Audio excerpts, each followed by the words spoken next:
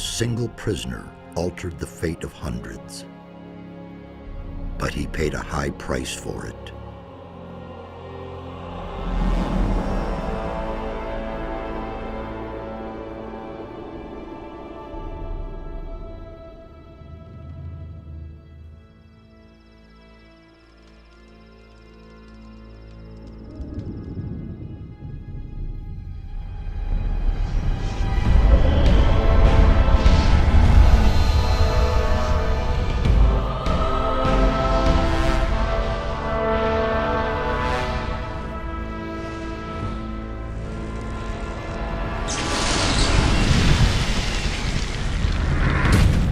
Once again, the levels of the cinematics are completely unrelated to the levels that you set up for the game, so this is loud as fuck.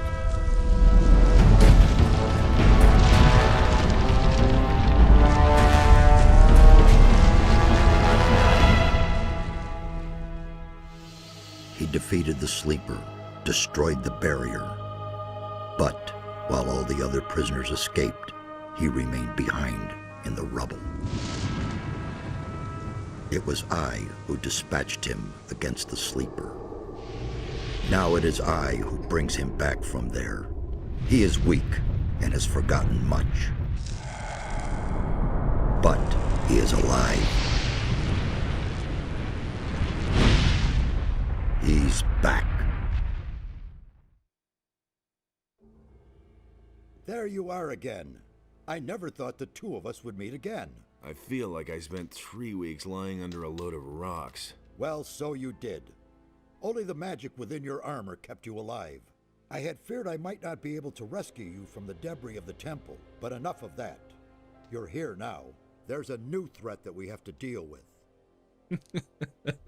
So the action of the story of this game takes place pretty much straight after the events of the first game, where you banish the Sleeper into the Netherrealm, whatever that might be, and then obviously you get crushed by a rock and go into coma.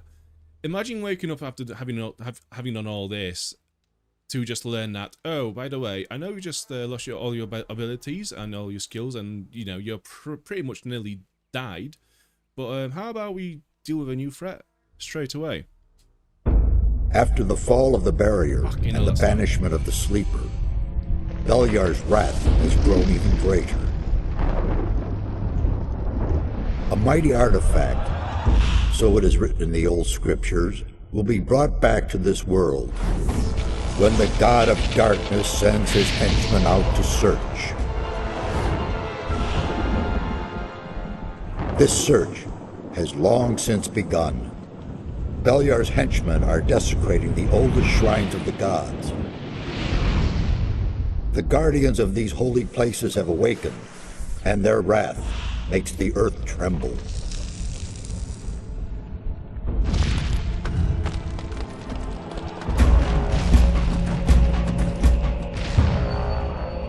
Every powerful magician on this island could sense this wrath. It's like a train coming. And some of them have certainly begun to face the threat.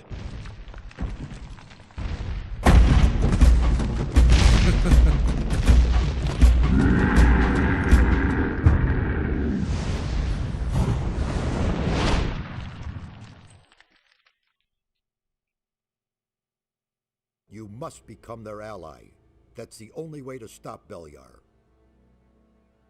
At least we have enough time now. I did it. The Sleeper Has been banned. You vanquished him, so much is true. But it's not within our power to stop the war that ensues now.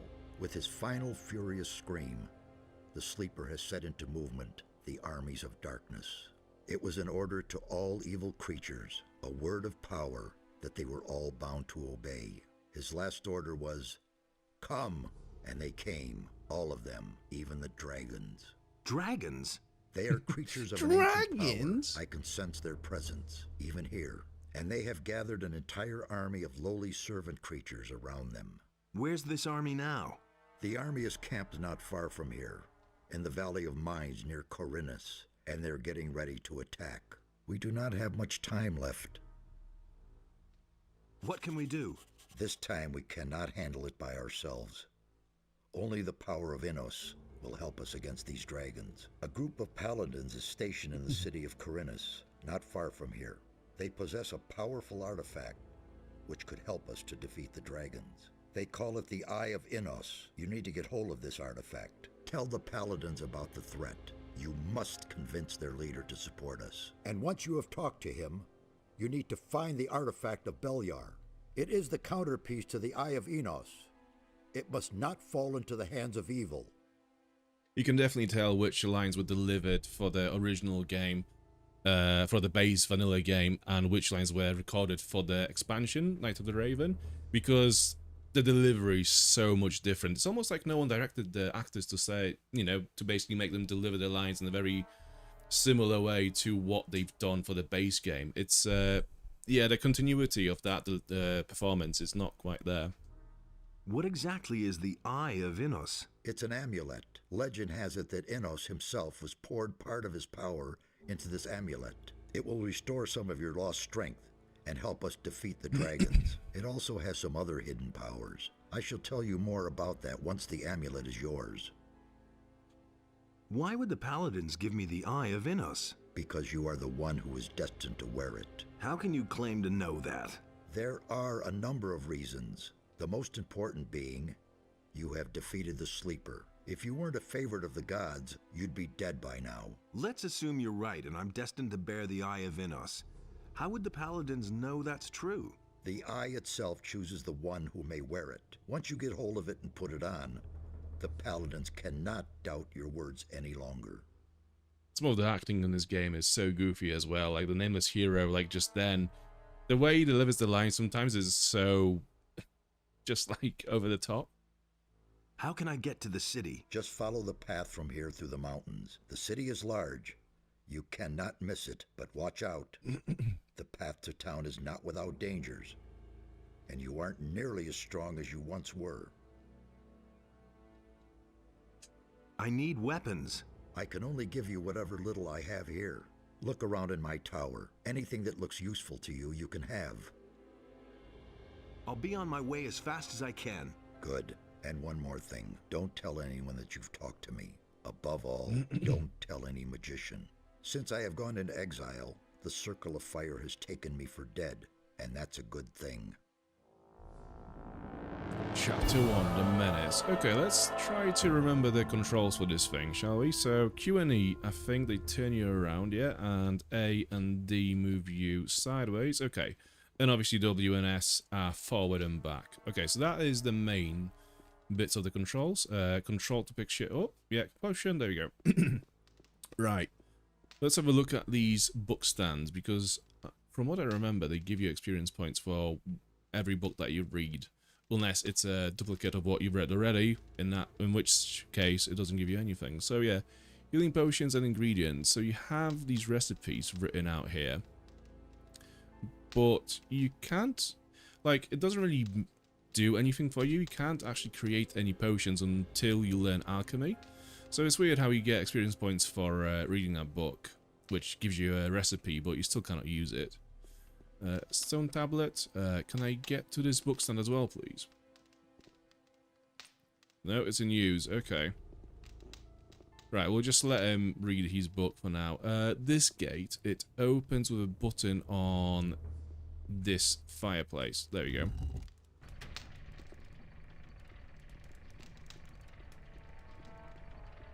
So there should be a few scrolls and a potion of mana. There we go, that's the potion, and some scrolls. Some gold, heal light wounds, so that mana required 5, and it heals 200 points of HP. I think we've only got like 50 when we start the game. And a fireball, 5 points of mana required, and magic damage 75.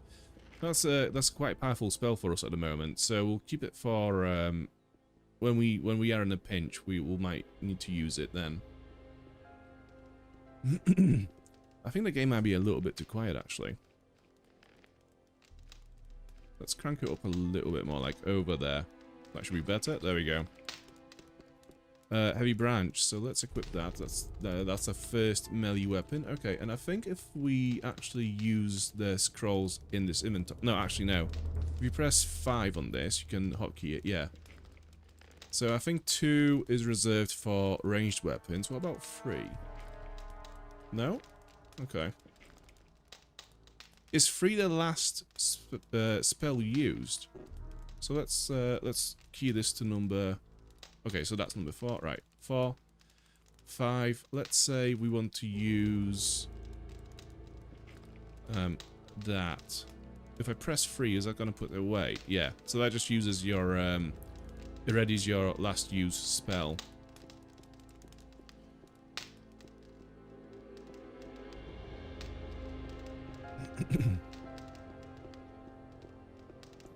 And there should be another potion up here. Yeah, health potion. Let's have a look at the character sheet. So, how many health points do we have? Hit points 40. Okay. Altar of Belia. Yes, Statue of Belia. We could pray to it and offer some of our, I think, health points and other things for some blessings, but I don't want to do it just yet. I think those statues become a bit more useful later on in the game when you have actually some points to spend with it for some blessings. At the moment, you know, being level 1, or is it level 0? Yeah, level 0. We don't really have anything to spare. Interact with all the book stands, so hunt and pray. Every beast and creature has certain trophies that improve the wealth and glory of experienced hunters. Okay. So we know about hunting skills from the first game. Obviously, you learn hunting skills from hunters, which then allow you to get trophies from beasts that can sell to merchants back in the town.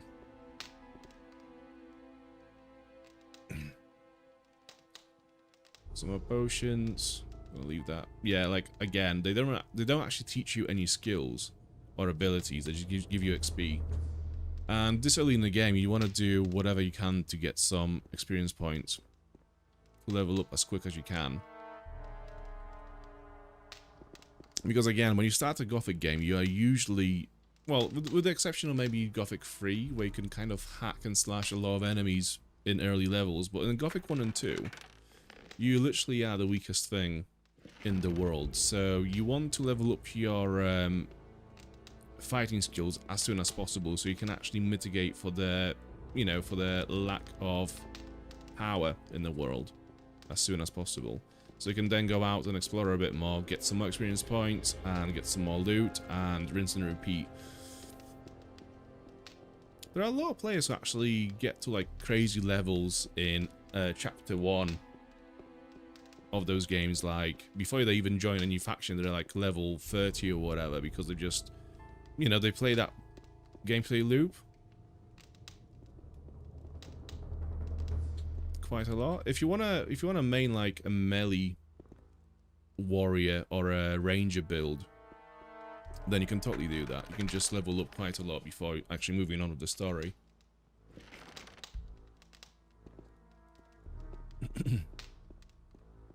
So on this floor there are a bunch of gold coins scattered around. I want to get at least a few of them. So I think there is another one over here. Yeah, they're quite difficult to spot, but yeah, what's worth grabbing in this game and never actually using is a telekinesis spell. Because basically what that does, if you ready it, the spell will highlight all the items within your proximity when you look at them in that direction, so you can then go and pick them up. So a lot of players never actually use that spell. They just have it in the inventory just to highlight all the items to pick up. Jesus Christ, it's been 2 weeks since the last stream, and my speech, my talking ability has degraded quite a lot. Right, I think there was a way to climb up this tower a little bit from around here. Was it this rock? Yes, I think if you go this way, there will be some loot up here.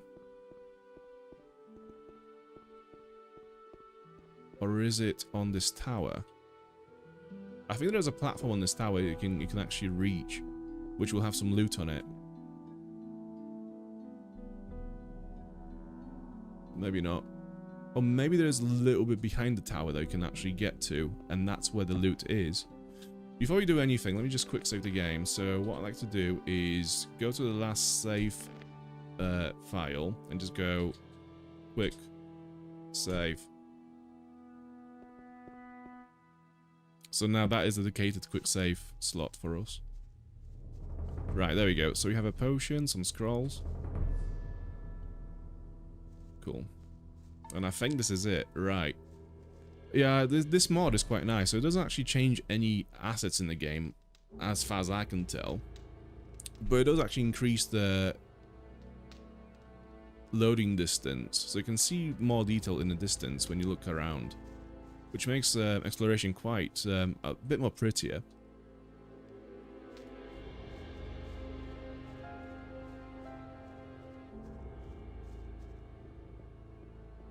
Okay, so do we have anything on here as well? Or is that just for us to drop down? Maybe you can climb up here as well. Okay. Okay, so we're back where the statue was. Okay.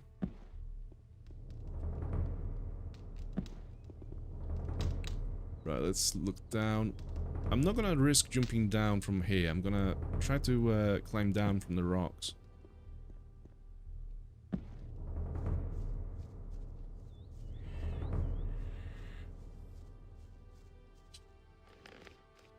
Another quick save. To be honest, though, I probably should have assigned the quick save to the first save file, so it's a bit easier. Well, not easier, but quicker. This quick save. I don't suppose there is an actual quick save button, right? No. Let's double check, because I'm not sure if there is a quick save button in this mod. Controls. Let's go to controls. Quest log. No. Yeah, no quick save buttons. Right. So again, we have our heavy branch that does more damage than the dagger, and we can hear a goblin. Can we do combos? Yes, we can. Okay, good. And there he is. Even though we can do combos, I think just swinging left and right is the best way to deal with these at the moment.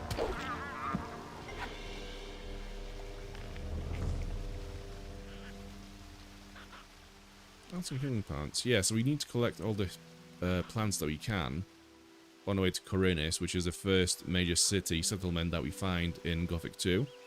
Because they might come in handy when trying to find job within the city, and even to get inside the city. So again, we have some potions, some scrolls, and this is the bow that we can get early in the game. And a few arrows. I think there's like 7 arrows here, and we have to pick each one of them up one by one. So we get to see the hero's ass bending over constantly.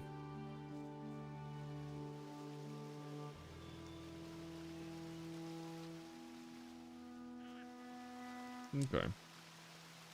I don't think there's anything to pick up in this pond. I don't think... Nah, we'll just leave it. Right, let's quick save because there are some more enemies in this cave.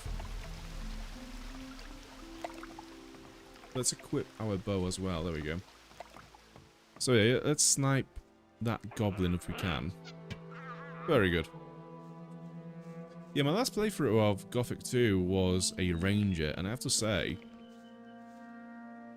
being a ranger in Gothic is so OP. You basically just, like, once you can actually hit most of your shots, like, once most of your shots can actually hit the target, you literally stand in place and just spam attack at enemies until they all die. Shit. Why did you put the weapon away? Okay.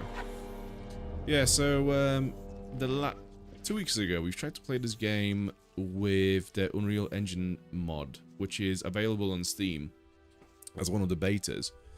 And yeah, I just really didn't like it. What it did is it changed the combat, and it added a lot more foliage to the game, so actually looking out for loot and herbs was just pretty much impossible. And the combat itself, like, even though it had some good ideas, like for example making ranged attacks more about the player skill rather than RNG was a good idea, but in execution, like as we just played it, it didn't Nothing feel to be had there. good. It felt like a different game, so I didn't quite like it. Okay, let's heal up. Let's have an apple. Gin. I could do with cold gin right now, to be honest. Like, UK is still absolutely roasting at the moment. Oh yeah, Belt of Force. Strength bonus 5. Let's have that on. Key to a chest belonging to Xardas. So we already opened it. We could just drop it, really, if you wanted to. There you go. I'm gonna pick it up and stash it away somewhere safe. We might need the dark mushrooms later on. Let's have some blue elders. Heal up. And yeah, that'll do for now. Another quick save. I don't think we have any more arrows. We've got one more arrow, which could be enough for one enemy, or could be enough for absolutely nothing, depending on whether we get a hit. Okay, that was a good hit.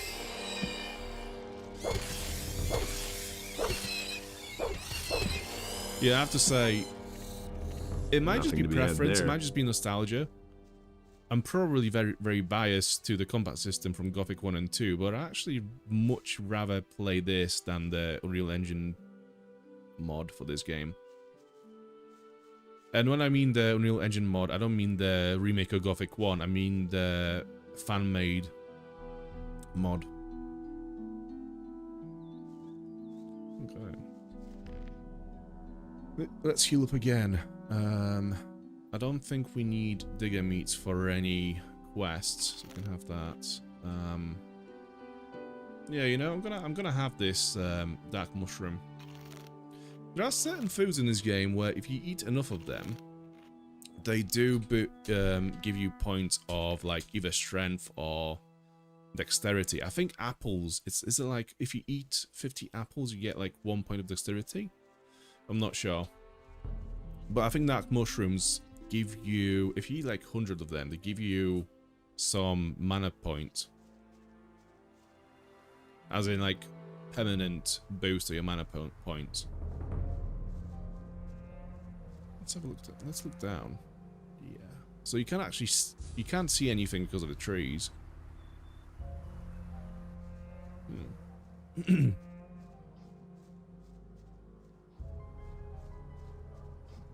Healing plants. So we need at least 10 copies of the same plant to make sure that we can actually get inside the city. I think the healing plants are the easiest one to get. We already have probably like 10 or 11 of them already. We've got 8. Okay, so we're not far off. So once we have 10, we're good. Some more scrolls and potions as well. So we do actually have a few of fireballs and fire arrows. I'm going to unequip the fireballs and equip the fire arrows for now, because I think the enemies that we will be fighting at the moment are just weak enough for us to have to use the fireballs, which are more powerful spells. Although, interestingly, fireball and fire arrows require the same amount of mana points. So essentially you spend the same mana points for more damage with a fireball. Okay, let's another quick save. Any arrows? No arrows, okay. So we know there are a few wolves around here, and we could bring them down to Leicester, kill for us, and then we don't get any experience points, or we try to fight them ourselves. This might suck. We might actually have to use our fire arrows on these guys, but it should be doable.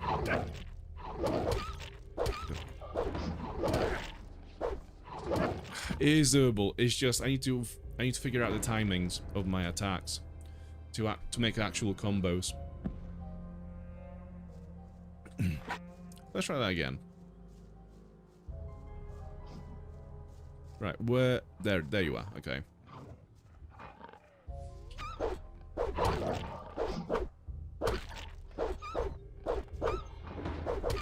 Yeah, so that is the right rhythm for wolves.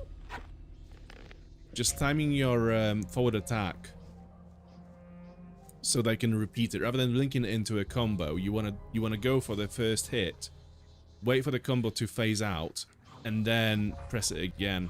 That is the right timing for wolves.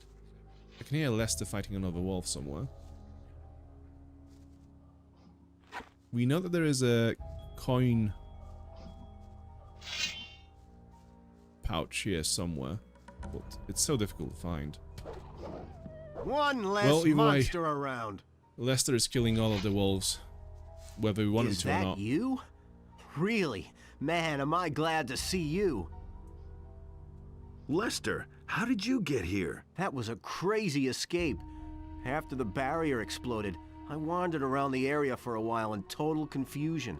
Then I spent days fighting my way through these woods until I finally found this valley here. Diego, Milton, and Gorn are still in the Valley of Mines. At least, I think so.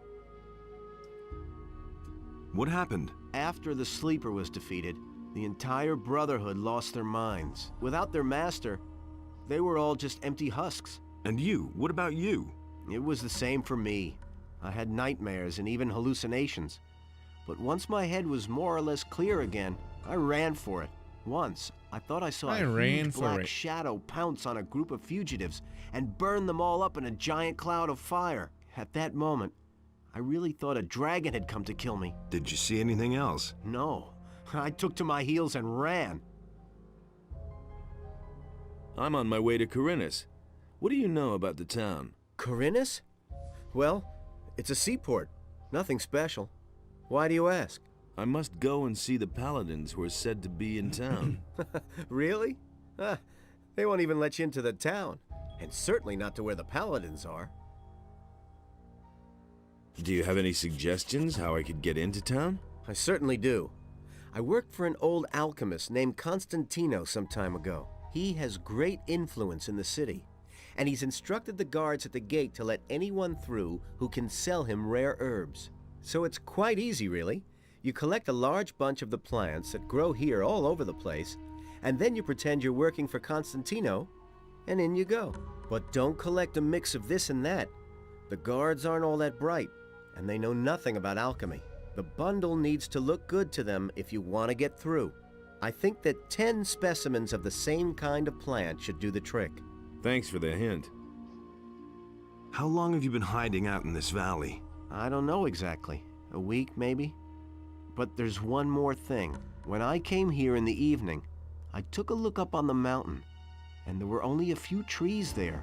And when I looked the next morning, that tower was there. I could have sworn it wasn't there before. Since then, I haven't left the valley. You mean Xardas' tower? I knew he was powerful, but creating a tower just like that... Xardas the Necromancer? He lives in that tower?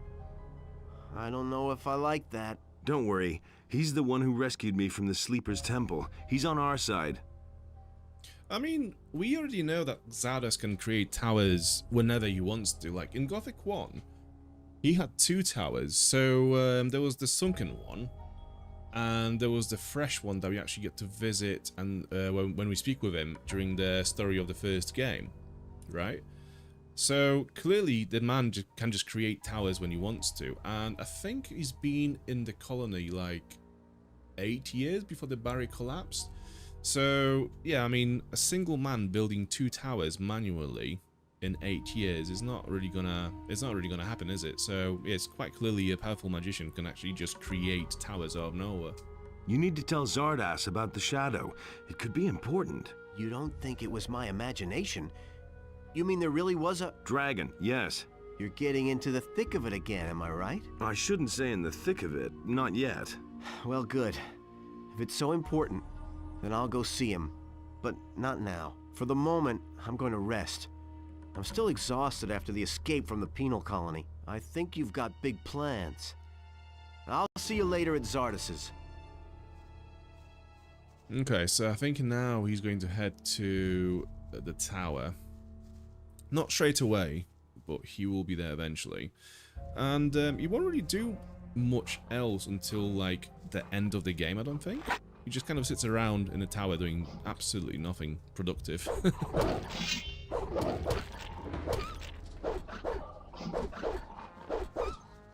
One less monster around. As if you only get 30 experience points per wolf.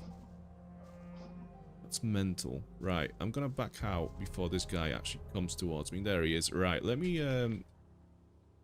heal myself. So, what do we... Healing plants, they only give you 10 points of health. Healing herbs, that is 20. You know what, let's just have 2 mushrooms. That'll do. And quick save.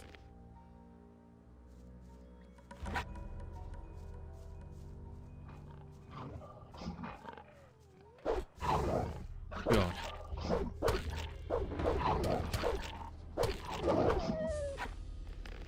And we heal again. Right, I haven't got a clue where this pouch might be. Healing herbs? Okay, let's get those. Healing root. It's somewhat along these bushes, I think. It's not going to be a lot of gold mine. It's going to be like, I don't know, I think like 20 or 30 gold. But, you know, it's something this early in the game. Yeah, I'm not going to spend forever looking for it. We'll take the entire stream, really. Oh well. Right, either way, let's go back to the campfire. And just so we are safe, let's heal up again. So, what do we have? What about those roots? How much do we get from those? Fireweed. Healing root, 30. We need like 20, really.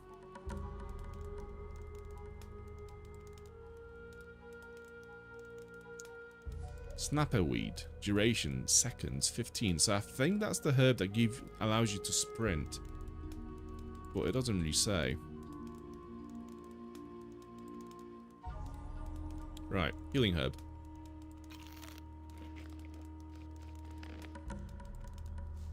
Let's go and hunt down some more creatures.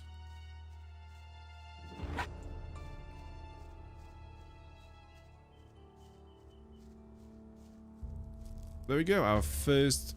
Oh, there's a rat and a bloodfly. Let's kill the rat first. Yeah, it's weird how the rats give you the same XP as a wolf. At least the young ones, anyway.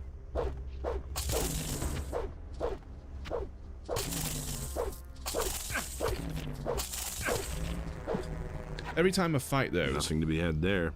Bloodflies. They remind me of the bloodflies from Gothic 3, where each sting poisons you. So, like, early in the game, before you get a lot of antidotes, it's such a pain in the ass to fight them, because every time you just have to, like, manage the poison and gradual health loss after each time you fight one of those. Right.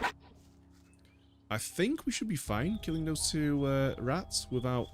3 rats, actually. Okay. One at a time? Ideally, that would have been perfect, but, yeah, that's not going to happen now, is it?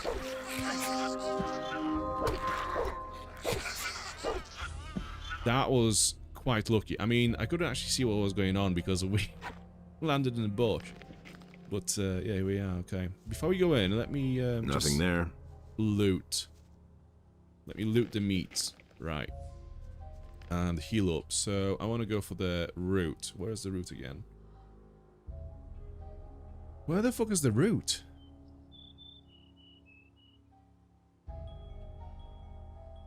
There we go. Right. But yes, we are now level 1, so we have enough learning points to learn, well, something. Well, actually, no, we don't. So we need, what? 20 points just to level up our one-handed to be a fighter. You know, not be a rookie, to be actually able to create proper combos. So we need another level for that. Before that, though, we might want to invest in something like lockpicking, for example. so we can rob the houses in Khorinis for some loot and money. Okay, just ignore me. Just ignore the impending doom coming your way.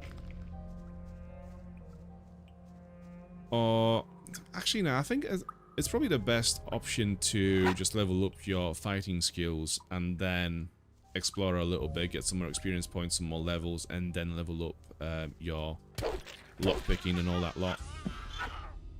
It's weird how the AI has just completely ignored me then with those 2 rats. So, some more mushrooms over here, and there is a rusty sword by the grave over here as well. Yeah, rusty sword. Can I wield it? 30 points of damage and 30 strength required. We currently have 15, and that is with our belt of strength as well. So, yeah, I mean, 20 points to level up your fighting skill to be able to make a combo, but it's actually going to take way more strength points to use a weapon. That's better than, you know, what we have at the moment. Yeah, I think the way how you level up your character to actually become, you know, kind of effective at fighting is way more difficult with the expansion than it was in the original game. The original game, original Gothic 2, the vanilla version, is way easier in that regard. Gothic 2 Night of the Raven cranked it up quite a lot. Like, it made the game way more difficult. But then again, it's not really difficult. It's more like, it's more on the same level as Gothic 1. Although, you could argue that's not quite the same. Although, I don't know, I think it's quite easy in Gothic 1 to level up to a point where you can actually, you know, become somewhat proficient at fighting something. Like, say, one-handed weapon, get the first level in that. But yeah, I've not played the vanilla Gothic 2 in a long time, so I can't really remember if it's as easy as Gothic 1.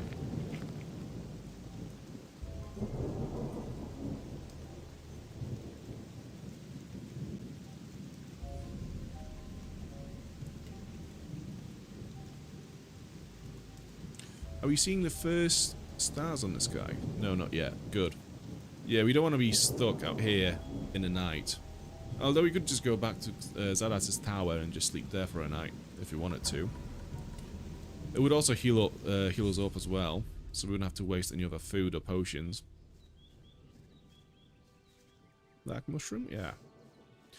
Yeah, so it's interesting because the Unreal Engine mod that we have played 2 weeks ago on a stream, it makes picking stuff up much faster, much easier. You basically have this like quick loot button on your keyboard, I think it was V, and you just keep spamming it and you pick up all the items around you without having to watch the animation of the hero bending over.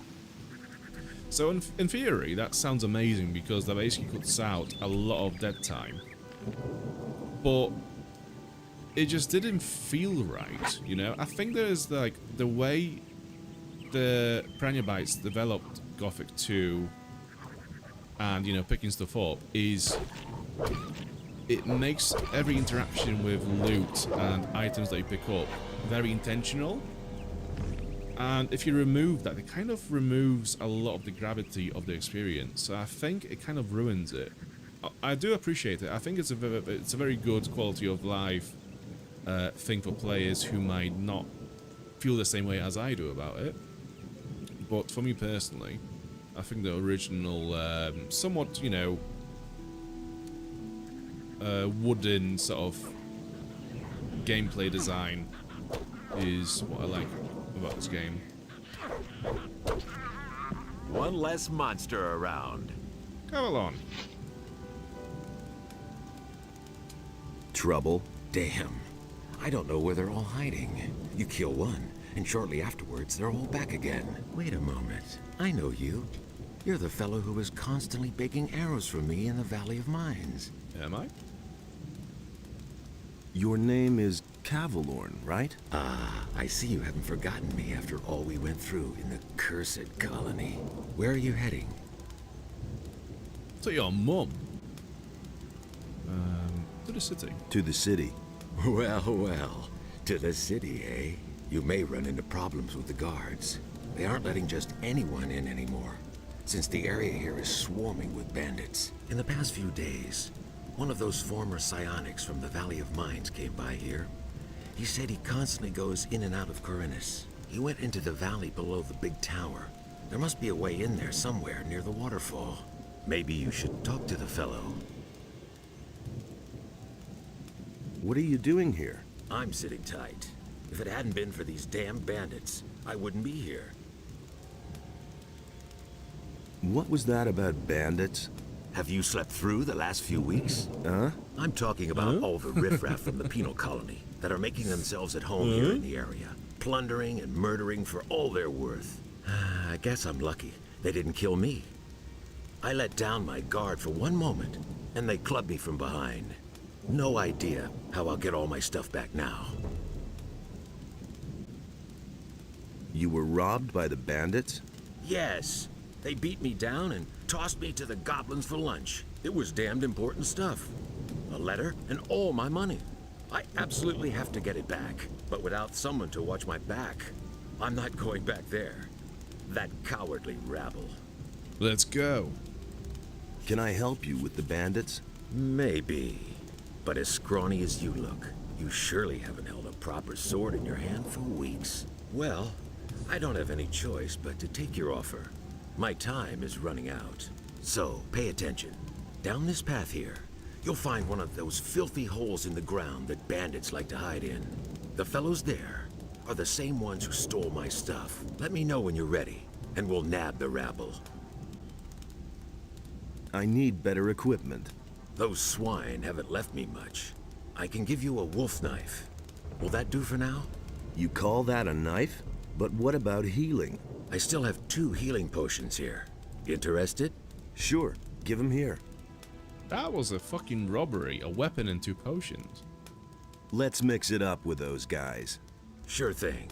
Just keep my back clear, okay? Now, they're in for a nasty surprise. I like the confidence from the nameless hero, as if he's gonna do the fighting. What we'll actually do is just watch him from afar kill all the bandits for us. In the vanilla game, I don't think Cavalorn was here, so there was no one here to take care of the bandits. You'd have to do it yourself. Might as well give him a hand since he's struggling. You deserve that, lowlife. That was a big whack. Sword. Dexterity acquired. I'm gonna take it before he takes it. Thanks for... Right. That's a pretty good sword. Like, if you want to go the ranger build, obviously you want to level up your dexterity. So a lot of the melee weapons don't scale up with dexterity. They you'd have to scale up your strength. So this is a pretty good find. If you wanted to go into like the range mode. Why are we not moving? There we go.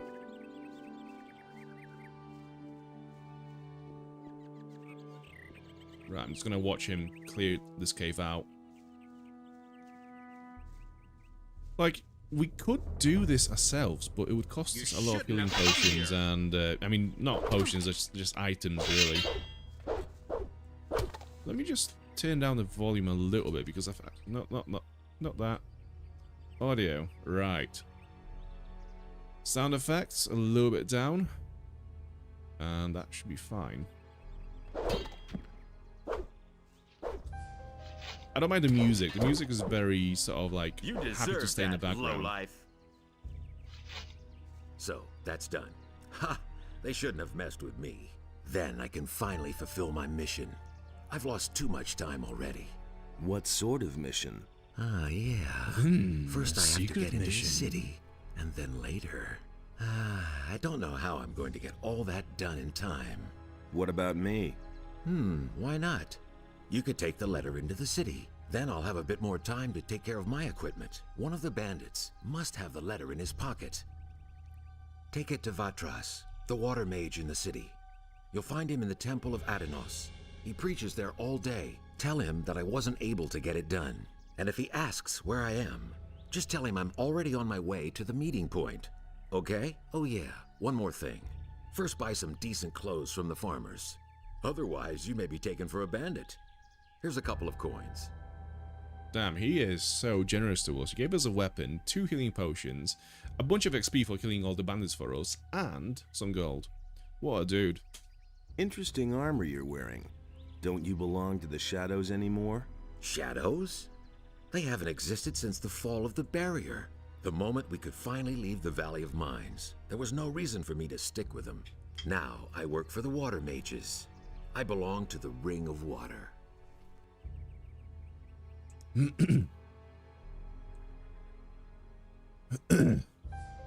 Sorry. Tell me more about the Ring of Water. I'm not really allowed to talk about it. All I can do is send you to Vatras. He is the representative of the Water Mages in Khorinis. The best thing would be to talk to him. Tell him you've come from me. Maybe he'll take you on as one of us. We urgently need more good people. Weren't you and your people enemies of the Water Mages back then? Those crazy old days are over. There isn't any more new camp or old camp. Now that the penal colony no longer exists, everyone is on his own. Most of us former prisoners are still being hunted. The Water Mages were able to get my sentence commuted, and now I can move about freely. What are the Water Mages doing now? They're up to something big. It has to do with an unknown region of the island. An unknown region? Where is it supposed to be? I can't tell you more. Talk to Vatras in Khorinis. Can you teach me something? Sure. You know that. Man, they really took a lot out of you. You can't remember anything at all, can you? I want to learn your abilities. Sure. What do you want to know? One-handed weapons, okay. Bow, sneak. I'm gonna go with one-handed weapons for now. So I think we only have... That's better. 10 You've learning points to forgotten a lot spend. since then, but we'll get it back. Let's have a look. Do we have any more? No. But we might actually be able to get some more points in our one-handed weapon skill by the time we go to the city. Right, so we have an apple, some gin, sealed message. This message was carefully sealed, so that's what we need to give to the Water Mages. Chest key. The key belonged to a bandit. Gold nugget and some swamp weed. Right.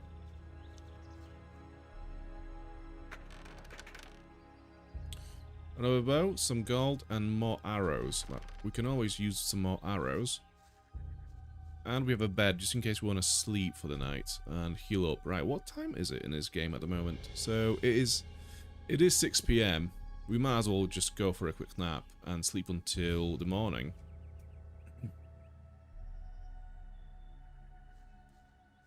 Right. Nothing there. There is the dagger, I was going to say. He's not dropped any weapons. And what's a bandit without a weapon? Anything else around here? Some mushrooms. Yeah, we'll get all the mushrooms. So the mushrooms are just in case we end up working with Constantino, who's an alchemist in Khorinis. I think once you get a job from him, he pays you for every dark mushroom you bring him, because he's doing research on them, so it's a good idea to have them. Hey, Lucky, how are you doing? Yeah, it's nice to be back as well. Like, it's been 2 weeks and it feels like 2 years, really. It took about half an hour for me to actually remember how to talk again on the stream. How have you been doing? Like, it's been a long time. God, it's so warm still. Right, so I think there is some loot up here as well. Let's have a look. So that's going to be a drop, I think. What about up here? Yeah, we'll just fly up.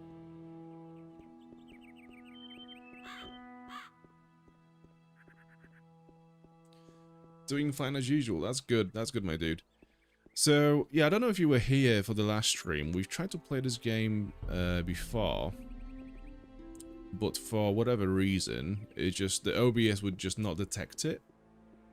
So we had to play it with an Unreal Engine mod that is available for this game on Steam as one of the betas, and I just hated it. So yeah, that was like 2 hours of just me trying to figure technical stuff out, and in the end I just gave up on it. So now that stream is unlisted because it's just a complete waste of time for anyone who might want to watch it. So yeah, we're doing it again. I'm actually so surprised, because, like, you probably would remember as well, because you were here at that point. Like, you know when we played New Vegas, and then we've gone to play Skyrim? Like, I used to do polls all the time on, like, what game I should play next on live streams, because, you know, I wanted to hear, like, what you guys have to say about that, like, what you want to see. And it's interesting because back then, I think I polled Gothic Nothing 2, and no one was gonna, no, like, pretty much no one picked it. And now, obviously, I've done, you know, some videos on Gothic Remake, and the audience has shifted completely towards, like, that franchise. It's just funny how audience comes and goes on YouTube. It's never the same, it always moves on. Like, you always see that, like we've oh fuck, where am I going now? You've seen that with yeah, like when we played New Vegas, there was like a group of people that watched every single stream, if you remember. Then we played Skyrim, there was always like a group of people watching that as well. And like every time, people just move on. It's so weird. Because like, as a creator, you want to create your niche, and like for me, it's open world RPGs, right? Like that's what I think my niche would be. That's what I like playing, and that's what, you know, makes sense for me to do. So like thinking that, say, New Vegas, Skyrim, The Witcher 3, for example, like Elden Ring, Gothic, you'd think those games would have the same audience, but no, it's so weird.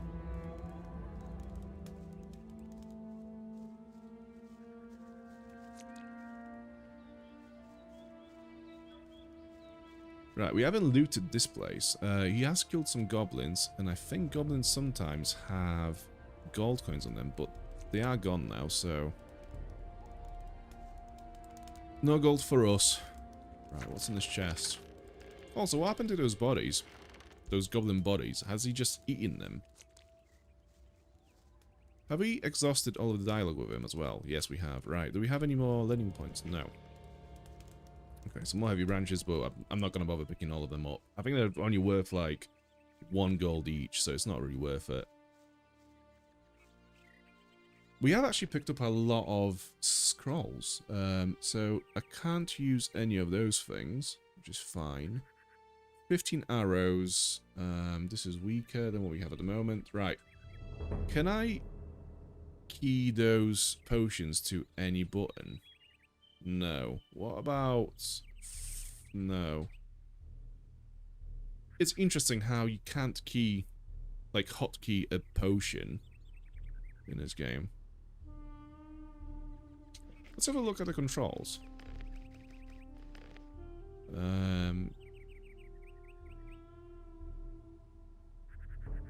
It doesn't actually mention any of the hotkeys whatsoever.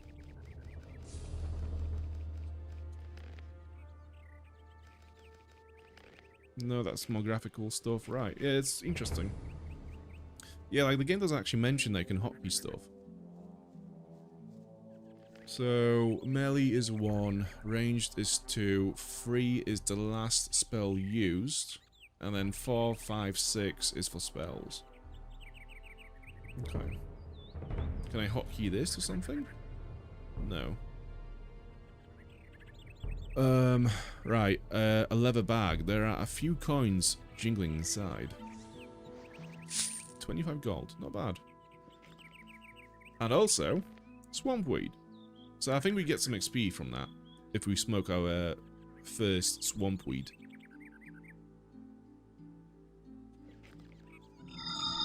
There we go. There we go, we are high now. I have to say though, we've not, like, I've not really shown it on any of the streams for Gothic Remake, but the intoxication visual effects in that game are quite good. They're quite funny. You actually, like, go full drunk, you walk weird, you can't fight as well as you normally would, and if you have too much to drink, you throw up. Okay, can we fight this wolf while high? I should probably save the game before we do anything, because we haven't saved in a long time. And quite a lot has happened. I'm gonna shoot him. Oh my god, the slow-mo makes this so much more tense. Woo! The emotions. That was tense as fuck. I mean, the slow-mo was just... ugh.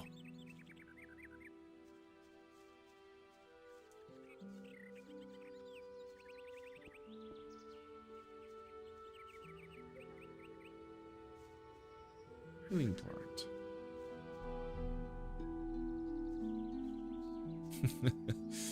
Yeah, that was, we had a ranged whack in slow motion. That was something. That's a first on this channel. Exploring all the whacks ever. The Academy. Yeah, if I was to make a new channel or like rename this, I might just call it the Wackamy. Okay. Statue of Innos. Do I want to go up there? Let's have a look, because this looks like another one of those places that would have some kind of a scroll laying around. We definitely don't want to go down there, because that's where the scarier wolves and goblins and all manners of beasts are, so we'll just leave it there. But this little platform here, it looks interesting.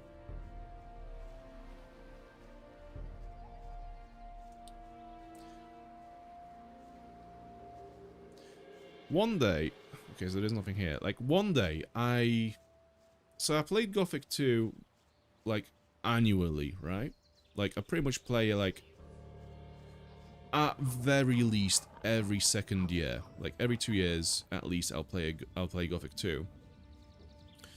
And, yeah, one day, I think, someone's gonna pull me on my words and say, like, hang on a minute, how come you don't know what's where since you play this every single year?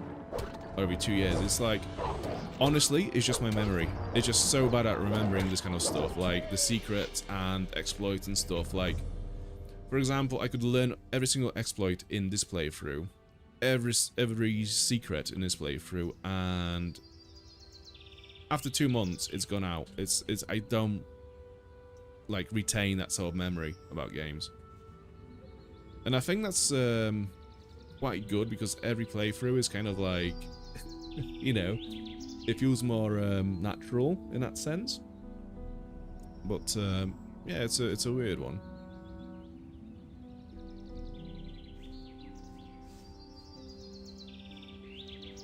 The Academy welcomes a new student. Come on then. Let's enroll to the Academy. Let's go. Whack. Another one. Whack. Another one. It's a whole class. It's a whole new year at the Academy. I have to say, like, Nothing to be had there. without having spent any points into archery yet, that, like, hitting 3 shots one after another like this is very lucky. That was something. I kind of want to go on that platform and see if there's anything up there, because that looks suspicious to me. Right, before we go anywhere, let's speak with this guy. Hey, stranger. I saw how you came out of the mountains. You can be glad you didn't come by here 3 weeks ago. We would have taken you for an escaped convict. And we made short work of those. You look completely done in. What do you want here? Wow, that was a conversation. By the way, we nearly, if you were here 3 weeks ago, we would have killed you, and also you look like shit. What a welcome. I was attacked by bandits in the mountains. Those filthy rabble. They were probably the same bastards who took one of our sheep last night. You had terrific luck. Most people don't get away alive. They don't get away alive. Those bandits won't trouble you anymore. Why? Are they dead? They picked a fight with the wrong guy. Thank Innos. Here, it isn't much. Yeah, but I not want us, you to have it. Cavalorn. I'll tell the others about this. Yeah, Cavalorn did all the working on that one. We just kind of stood and watched.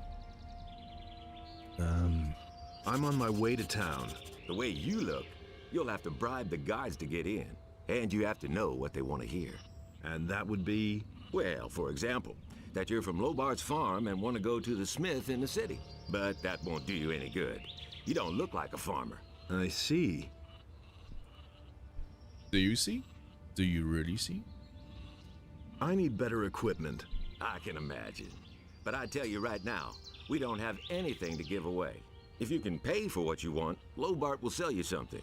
Otherwise, go to him and ask him if he has work for you. Where can I find Lobart? Well, on the farm, of course. The farm belongs to him. And don't try messing with him. He's thrashed a lot of tramps and thrown them off his farm. Okay. Oh, shit. Another wolf. Like, that wolf always comes out, like... One less I monster think that's a scripted event where this wolf will come out every time, like, in each playthrough after you speak with this guy for the first time. It happens every single time. Alright, we need to heal. We need 20 points of health. So that's going to be... That's going to be 4 of those. Unless we use something else. Also, yeah, we have a wanted note. A picture of me. So it is. And we also have a message. Stop all men who come from the mountains. If anyone comes along the pass, it will probably be an old man. Don't let him fool you, he is a dangerous sorcerer. Keep an eye on him. It's possible the guy we are looking for will contact him. With this letter, I'm sending you 30 pieces of gold. I will give another 30 to anyone who kills the man. Bring his head to the old mine near the landowner. D. So, apparently my life is only worth 60 gold. Fish soup. Let's have 2 of those. Okay. Quick save. Just in case we fuck up at the social interactions in this farm. And we get whacked by the farmers. Why are you hanging around on my land? Whose side are you on? The rebelling farmers or the king? Let's go for the peasants. I'm for the peasants. Know your audience. That damned warmonger Onar will drag us all into the grave. What do you think? How long will the paladins just stand by? After what Onar has done, the whole city is in an uproar. What's going on here anyway? Don't you know what's going on? Boy, where are you from? We're on the edge of a civil war. Up till now, all the farmers looked at the tribute to the city as fair taxation. But since the paladins have come to Khorinis, the city guards visit us more and more often. And little by little, they're taking everything. If it goes on like this, soon we won't have anything left for ourselves. Some farmers are starting to rebel. Onar was the first of them. Tell me more about this Onar. Onar is the biggest farmer here in the area. He is broken with the city. They say he's hired mercenaries to keep the city guard off his back. Can't blame him. In any case, no royal soldier dares to set foot on his farm anymore. I'm just listening to the music in the background and I just love it so much. I mean, Kairos and Krantz is definitely one of my favorite composers for video games ever. Like, his work on Gothic series is unmatched, honestly. But this music piece in particular reminds me a lot of, like, there is that Lord of the Rings game, The Fellowship of the Ring, which is commonly regarded as one of the worst games in, like, that world, set in the world of Tolkien. And but yeah, either way, like, you start the game in Bag End in the Shire, and the music, kind of like those 2 tracks, remind me of each other when I hear them. Who are those mercenaries that Onar hired? I don't know much about the guys. Supposedly, a lot of them are former prisoners from the mining colony. Nice to see that you know your audience then. Yes, I follow every single one of my viewers. Home, I see every single minute of your life. I have people watching every single one of you. So, behave. And also, yes, know your audience in video games and people that you speak to. It makes life so much easier. What about you? Whose side are you on? Peasants or king? I'm too close to the city to really have a choice, but I'm glad about that. I wouldn't know how to decide.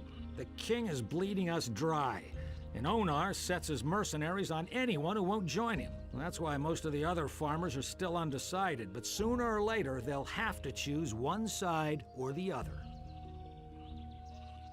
I'm looking for work. I can't use another farmhand, but I could offer some work to a day laborer. Well, what I mean is, you can lend a hand in the field, and there are certainly a few other things to do around here. I could pay you with gold, or give you a few decent things to wear. The things are worth a fair bit. I can't give them to you for nothing, but I can sell them to you cheap if you work for me. By the looks of you, I should say, take the clothes. Anyway, the small turnip field next to the barn needs to be harvested. Okay. All right. Then hurry it up a bit before I change my mind. So this is probably like the most Gothic 2 quest in the history of this game. Like, if you said to someone, oh, you know the game where you pick turnips at the start of the game because you're so weak you can't actually do anything else, so you need to like XP and get as many levels as possible, early games can level up and become stronger. Yeah, like the quest with the turnips is like, oh, you mean Gothic 2? Yes, that's the one. Like, I think this quest is so, like, it's such a signature quest in this game. And I understand why people dislike it, because obviously it's a very shitty quest. Like, in theory, it's a very bad quest. You just go into a field and pick up like 30 turnips, right? But the message and how it fits within the narrative of the game, within the storytelling, is absolute, like, it's just a masterclass. Because at the start of this game, you are literally one of the weakest things in this world. I think you are right above like a meat bug essentially, and maybe a rat. So picking turnips for some XP is what you have to do. That's just the game telling you, like, look, you are a scrub, you are just a weakling, you are nothing in this game. Just go pick turnips and hope that one day you'll be powerful enough to actually do some interesting shit in this game. I love it. I love it. It's the quintessential Gothic experience.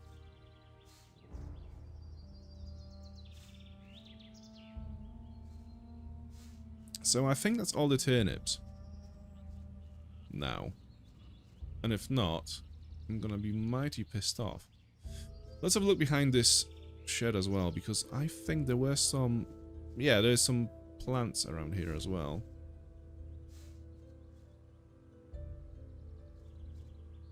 Fireweed. Right. Let's see if we can climb up here and reach this platform above.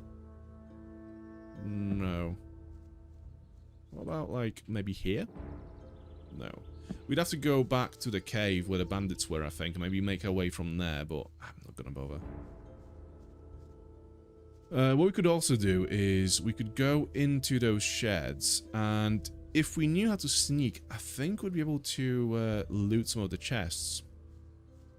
And maybe pick up some coin purses. So I think there is... yeah, there's a purse here. I'm gonna save the game, just in case I get spotted by anyone. No, no one saw a thing. I do think there's another one here. Yeah, there we go. Leather satchel. Yo, dude, how you doing? Have you played Gothic 2 before? Many, many times, yes. I played this game, like...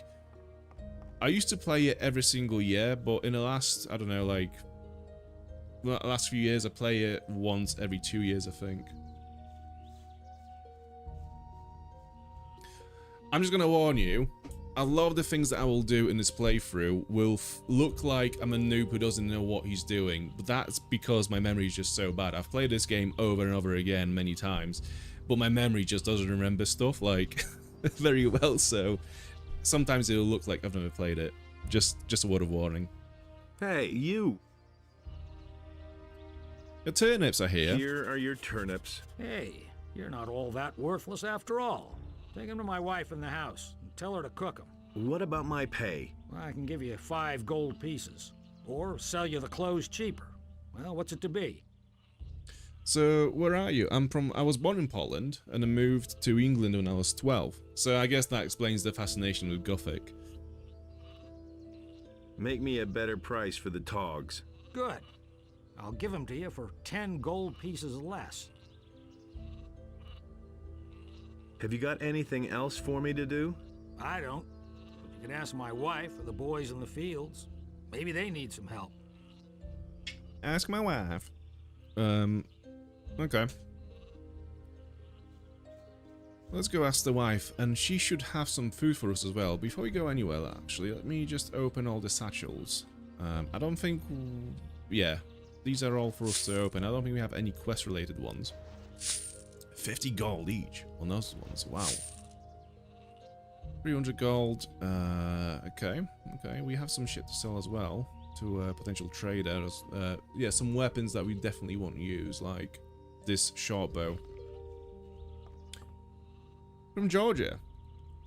Your English is not perfect. It's fine, honestly. Like, I've lived I've lived in UK for about 20 years now, and sometimes you would think I just arrived in the country, especially in the first 30 minutes of each stream. It just takes me a while to switch on. But no, all are welcome. Thank you for watching. Thank you for watching. I appreciate you. I've got a few turnips here. I've got a few turnips here for you. Great. That should be enough to fatten those guys up. Since you're here anyway, I saw a traveling trader pass by here a few minutes ago. I think he stopped on his way to town. Go to him and see whether he's got a decent frying pan for me. You want to speak better English? Basically, all you have to do is just find... So when I arrived to England, I went to school pretty much straight away with basically no English whatsoever. I knew very little English. So like the first 2 or 3 years were very difficult because I couldn't really speak with anyone. I understood what people were saying to me, but speaking the language and actually making sentences was very difficult. That didn't kick in until, like, I don't know, like maybe 5 years into me being in this country. But what I'd say is the best way to learn a language is to go and just speak it with people. Don't be afraid of, you know, don't be afraid of fucking up. Don't be afraid of sounding a bit weird. Don't be afraid of your accent. Just go and do it. I think maybe having a stream, maybe just like, you know, doing a stream in English as well would be a good way to just practice speaking. Because essentially all it takes is practice. Can you give me something to eat? Here, take this. You're a good lad. Which group you want to join? I think I'm gonna go for the mages, for the fire mages, because I think the fire mages in Gothic 2 are my favorite mage experience in the role-playing games ever. I just think there's so many systems in that build that are just really, really fun to play. Like making runes, learning the different spells. Yeah, there's a lot of really cool stuff there. Give me the gold, and I'll go see the merchant for you. What's your favorite Are you saying faction? I can trust you? Just don't spend the money on booze, do you hear? I think skill-wise, a warrior, so whether you want to be a paladin or a mercenary and then, you know, dragon slayer. In terms of like skill, a melee build is the best. In terms of being OP, I think the ranged bow build is... Bow or crossbow is probably the most OP. It's the easiest way to play this game, I think, because you essentially just like spam arrows at enemies until they die. I think the mage build is the most difficult because it's the most advanced one to play. There's a lot to learn and understand, but I think it's the most satisfying one. Especially like in the late game where you can just, you know, cast like the fire rain spells and summon armies of the undead to like essentially clear out every faction in the world. It's so cool.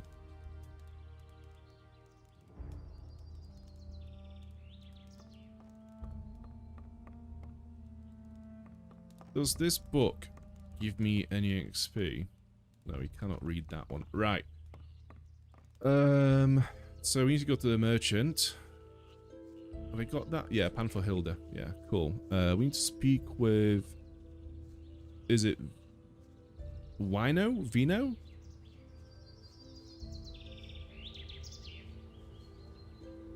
There he is. Vino. And how goes the work? Same as always. Lot to do, not enough money, and With a bit of bad luck, the orcs will come tomorrow and burn down our farm. King's paladins have occupied the whole city. But I can hardly believe they'll move their butts out here when the orcs attack us. I actually think the paladin build in this game is actually quite cool as well. Like the mix between melee combat and certain spells that you unlock as a paladin. That's pretty cool as well. Can I help you? I'm looking for work. Do you know anything about working in the fields? What is there to know? In that case, I think we're fine here. Thank you. If you want to work for Lobart as a day laborer, I can only warn you, he pays people like you really miserable. He offered to sell me some clean clothes cheap if I helped out on the farm. Well, I don't have anything for you to do, but you can bring me and the boys something to drink, fetch me a bottle of wine, and I'll tell Lobart you were a real help to us. I should already have some wine. Here's your wine. I think the bandits dropped some where wine. You got it from, huh? Who cares? Well, thanks anyway. Lobart will only hear the best about you. I'm headed for town. And? Is there anything interesting you can tell me about the city? Nope. But Maleth goes to the city from time to time. Maybe he knows something. I mean, something that would interest you. Is there any interesting news? I could have sworn I saw an orc over there on the edge of the woods 2 days ago. Since then, I've kept at least one eye open at night. Okay. So that's another quest done on the farm. Yeah, we need to go to... I'm not going to speak to him yet, because we haven't got the thing that he wants. So let's just go back this way and get back to the merchant, who is sat on a bench over here. There he is. I might... Do you know what I'm going to do? Let me just quick save, in case something goes wrong. Let me go to options. Is it extended configuration? No. Video settings. Right. Where is object draw distance? Let's go all the way to 100. Let's put this to like 75. I think IPCU should be able to handle it. What draw distance? Let's go to 10. Right, yeah. Maybe that should be fine. Watch my frame rate drop to like 10. No, it's all good. Right. Yeah, I just saw this guy load in and I was like, that doesn't look good. Who do we have here? You're on your way to the city. Am I not right? Maybe. You look like a fugitive. All fugitives are headed for the city. You could even be a former convict for the mining colony. I don't care where you come from, but I believe I have an interesting offer for you. What do you have to offer? The way you look, the guards will never let you into the city. I can help you get into the city. I have here a small piece of paper with the royal seal and the governor's signature. A pass. With this scrap of paper in your pocket, you can run about as raggedly as you please, and the guards will leave you alone. Interested? You might as well just accept, because no matter what happens, the outcome is the same. What do you want for your pass? I knew you were the right man. Listen, you will get the pass from me, now. Just like that? Just so. But if I meet you in the city, you owe me a favor. Do we have a deal? Sure. Give me that paper. Here, be careful with that. It is very valuable. One more thing. Don't even think about breaking your word. As a merchant, I have a great deal of influence in the city. It wouldn't go well for you. Believe me. Okay, show me your Show wares. me your wares. I need to buy a pan. And maybe some other bits as well. Right, how much gold does he have? Does he just have unlimited gold? I think they do. Yeah, you can just keep selling stuff forever, essentially. Right, sell this, sell that. Sell those, sell all those, sell all that, and that. Yeah, he just has unlimited gold. So, yeah, because we just played Gothic Remake, where each merchant has a limited amount of ore they can trade with. It feels so weird to just play a game where the merchants just have unlimited gold. Right, do we have anything else to sell? Not really. We could sell beers and gin and stuff like that, but I might as well just hang on to it for now. Right, the pan. Give me the pan. And Amulet of Spiritual Power. Magic Protection, 10 points. Not really interested in that. Strength required, 25. 50 damage. That's pretty good, but we haven't got enough gold for that, so we'll just leave it there for now as well. Yeah, other than that, yeah, we don't really have anything else to buy from him. Got to go. Gotta go. Suit yourself. So we do have a pan, and we do have a lot of raw meat. So if we had somewhere to cook it, we could use the pan to cook our meat and then make it a bit more, you know, a better healing item essentially. But yeah, I think in Gothic 2 you have to cook each bit of food separately. So unlike in Gothic Remake, where you can just select the number of food you want to cook in, you know, at any given time, in this game you have to cook each bit manually, which takes a lot of time. Hey. So ideally, I don't want to be doing that too much because, yeah, it's just a bit annoying. Here's your frying pan. Fine. Let's see then whether it's any good. And because of how healing items work in Gothic 2, so, you know, say a fried piece of meat will always give you, I don't know, is it 50 HP back? Like, once you get to level 5 and you've got, like, over, I don't know, 150 health points, whatever it may be, I can't remember. You know, you have to eat, like, 10 meats to heal up after, if you want to heal up properly. So at that point, you kind of want to move on to either better foods or potions. So basically, like, the food items that you cook become very irrelevant quite quickly into the game because of how the healing system works. Again, I've said this a million times before, I think those kind of food and restorative items in video games should work to percentages. So it will make those items always relevant. So for example, if the potion or the food always gives you, I don't know, 20% of health back, you know, that item will always be relevant whole way through the playthrough, rather than just being relevant at the start where you have very little health points to heal. If that makes sense. Like, I'm gonna make this point forever, I think, in every single review that I make of a role-playing game where you heal yourself with food. I can imagine saying that thing forever, because not many RPGs use healing systems based on percentages. I think Piranha Bytes did use that for Risen 2 or 3? I can't remember. But either way, it's a very rare system. Hey. And I don't know why, because I think it works better than points-based system. So we've done all the jobs now, I think. Have you got anything? I don't. Alright, so that's not the conversation. Let's try that one. I need some sensible clothes. I can give you clean farmer's work clothes. Can you pay for them then? How much for the work clothes? Well, we'll see. You've worked the field for me. You helped my wife. Vino says you were real help to him. And that's saying something. He doesn't usually hold with day laborers. Maleth said you chased the bandits off. The bastards have caused us a lot of trouble. Thanks to you, we're rid of them. 30 gold pieces. It's not gonna get any cheaper.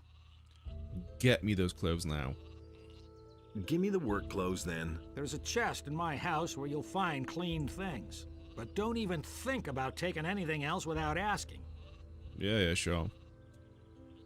Right, let's go to the chest and save the game before we open it, just in case we do fuck up and we take some items from there that we don't mean to take.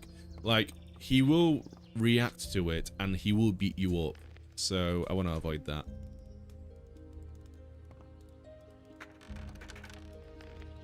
Seems like you're back in the 90s. I know, what a time.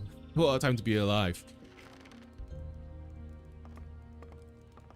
Jesus, like, I still remember the 90s, and it was such a different time, wasn't it? Like, I remember, like, the first, you know, the dial-up internet connections.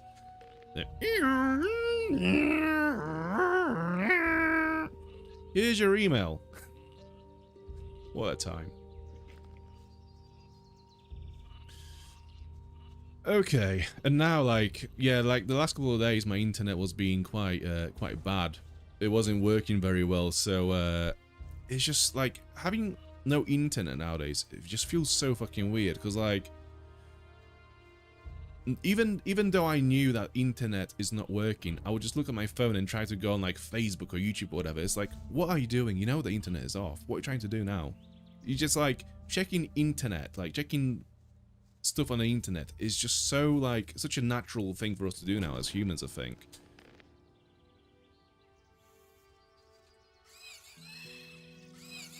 I'm gonna fuck you up. Whack! We are being very lucky with our bow so far, to be honest.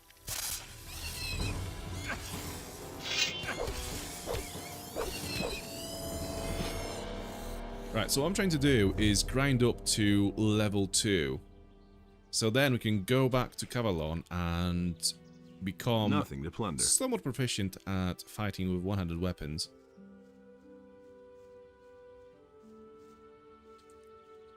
There's a satchel over here, thank you. Oh, thank you for the gold, that's so nice. We could absolutely fuck up the farm by doing this. So basically, like, this Stonehenge like structure has these switches. If you press them, I think there's 3 of them. If you press them all, it will summon one of the golems that we have seen in one of the cinematics at the start of the game. And these things, there's just no way I'll be able to kill it. Like, I could just summon it and bring it down to the farm and watch everyone die while trying to fight it. Do you know what? Ooh, I'm tempted. But I'm not going to do that, because I need Lobart and people to be alive for, like, later quests, to be honest. So, no, I don't want to kill them. But it is something you could do. From what I remember, there is a goblin berry here somewhere, which raises your dexterity by 1 point. I think it's, like, over here. Somewhere along this way. It would be, again, much easier to find with a telekinesis spell, because that just highlights items in front of you. Those telephones in the 90s were crazy too. Oh yeah. Oh yeah. Do you know, like, do you know what's funny? Like, I went to like an event last week, for like marketing people and stuff, and I was watching this guy deliver a speech, called Rory Sutherland, and he was talking about how, like, when mobile phones first came in, he was one of the first people to have them. Like, among his friends, and he was saying how, like, one day, like years and years ago, when, you know, in the first days of mobile phones, he was walking down the street on his mobile phone, and apparently some people from across the road shouted abuse at him, because they were just like, you know, at that point phones were still very weird and just like awkward socially. So yeah, it's weird how, like, things change. Like, now everyone's on the phone all the time. It's nice to meet you. Yeah, nice to meet you too. Appreciate you. Thank you for watching. How am I doing? I'm doing really well, actually. It's been 2 weeks since my last stream, because I've been doing a lot of traveling for work. So yeah, it feels a bit ropey. It feels a bit like yeah, like a warm up rather than an actual stream. But yeah, doing well. There we go. Goblin berries. Yeah, and I give you 1 point of dexterity if you have it. Yeah, the UK is still absolutely boiling. How are you? How are you doing?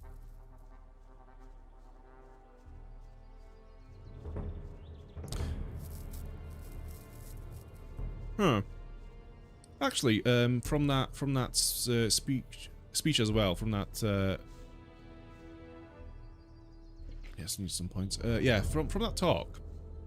It was like for marketing people, so it was talking about like how marketing fits within companies and what they do and like why they get ignored and all this stuff. It kind of made me think of some interesting points for the, you know, PlayStation debate about physical media. So I'm planning a video on it as well, actually, like a scripted video. One sec, let me just kill this guy.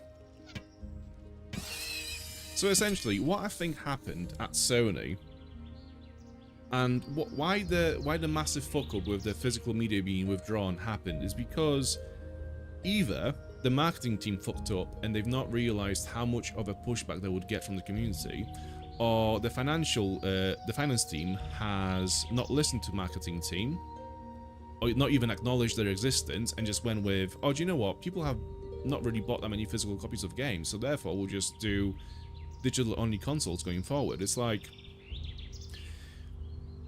a marketing team should at that point just come into the room and say, like, look, okay, so we have sold PS5, we have sold 80, like all the sales of PS5. From all those sales, 85% of them were the physical PS5s were physical with the disc drives. 20% of them were digital only.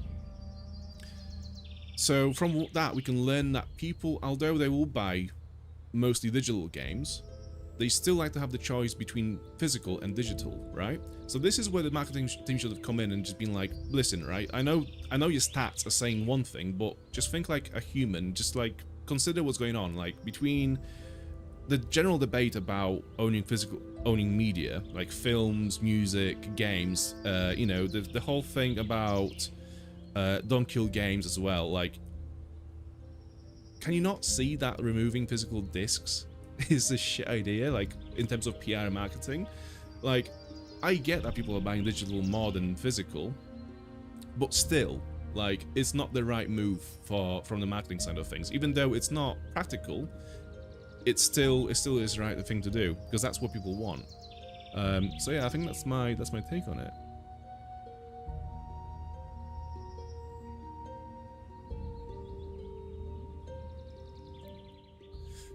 Oh my god, yeah, the Nokia.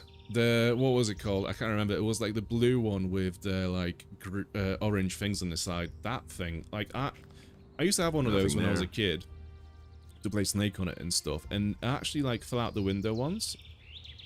I lived on the 3rd floor.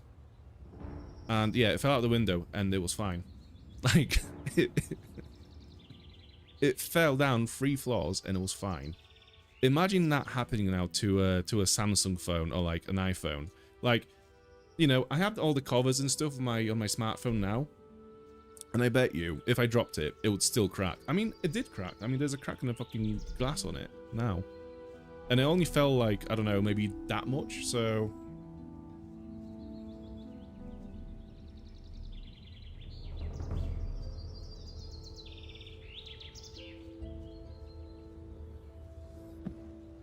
right, is that an adult or a young? Okay, young ones we can kill. And we ran out of arrows, which is not ideal. Right, how many more points do I need? 80 more points to level up. I think if we go this way and speak with Greg, if we complete his request, we will have enough to level up. Psst. Hey, you, come here.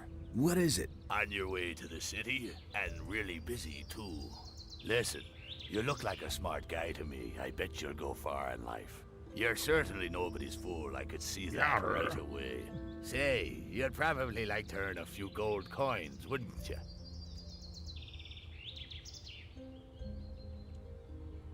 Why not? You'll have to forgive an ignorant old seaman. I'm a stranger in these parts, and I don't really know all the rules. So I had to find out the hard way that traveling strangers aren't welcome in the harbor city. Now I'm standing here with no idea how I'm supposed to get into the city. I have some extremely important business to conduct, and my client won't tolerate a delay, you see. You'll help me find a way to get past the city guard, won't you? Fucking LEDs, man. About the city guards? Yes, got an idea? They should let you pass if you're wearing these farmer's clothes. That's just what I need. Man, I knew I could count on you. Nobody will bother me disguised as a local yokel. Excellent. You did really well. Here's your promised reward. What? 50 measly gold coins? You can't be serious. Gold isn't everything, my friend. The voice acting in this is so goofy. I have the feeling that we'll be seeing one another soon. And who knows, maybe I'll return the favor. Look after yourself. God, like, I mean, So, voice acting can suck in many ways, right? One of them is the script itself can be shit, so no matter how you deliver it, the lines will be shit because it's just been written like shit, right? You also have bad acting, so the lines could be perfect, could be really good, it could be written like masterfully, but if the actor is shit, it will sound like shit. And then you have the technical side of things, where for whatever reason you just don't set the volumes and compression right on your microphones while you record the lines. This is what happens with Greg. Like, there is some people, some NPCs in this game, in Night of the Raven especially, in expansion, where I don't know what happened to the guy who was recording the lines in the studio, but the voice just peaks a lot. So, for example, like, this is what I would consider, and I hope is a good volume. But what the sound guy did during the sound engineer did during that recording session was basically cranked up the volume a little bit too high, so it sounds like this. So you could hear that with Greg and his dialogue quite a lot then, it just peaks a lot. And it's goddamn awful. Right. What happened there? Aesthetics were almost about to be gone, yeah. So I have these LED sticks, basically lightsabers. Oh my fucking god, I've got lightsabers. Oh my fucking god, I actually... Fuck, wait. No fucking chance. Don't quite show because it's... They're supposed to be red, but they don't really show. Fucking hell. Go lightsaber. Yeah, so one of them fell off because yeah, I was gonna get nice expensive ones made of metal, but in the end I found these, which were much cheaper. I mean, they get the work, they get it done, like they still look good on the camera, but they're made of fucking plastics. They just fall out, like fall over all the time, essentially. Fucking hell, man's got fucking light. No, we're going back to lightsabers. One sec. So we have yellow. Do the yellow, come on, remote. So it doesn't really pick it up on the camera. We have red, that doesn't really get picked up as well. Green? Still doesn't get picked up. Blue kind of gets picked up. Purple? Ooh, I could be Mace Windu. Shit. Damn. Go with blue. Yeah, I think blue looks the best on the camera. There you go. Now with that out of the way, we can get on with the game. Yeah, all there, all there. Right. So now we've leveled up, we can go back to Cavalorn and level up our fighting skills.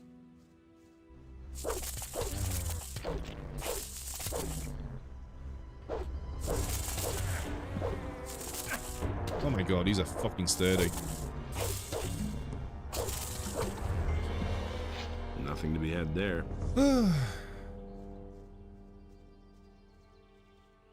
Yellow looks kind of better than blue. Let's have a look what it looks like on the camera. Yeah, it's not bad actually. Let's have a look. Orange is a vibe. It's a very warm, kind of like comforting vibe to it. Green. Green is kind of cool as well, actually. Like dark blue. So that's dark blue. That's blue. Yeah, I think the brighter blue is better. Orange. Yeah, there's a vibe. Purple is kind of neat as well. And then white is just... That's not white. That's yellow. Nah. Yeah, we'll go with blue. I think blue works the best with the frame around the camera when I go to this view.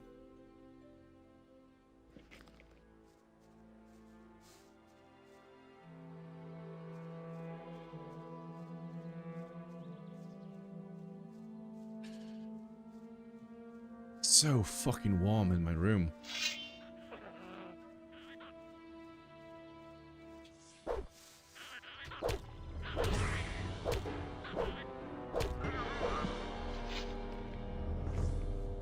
No, no. Fuck. If I fell in there,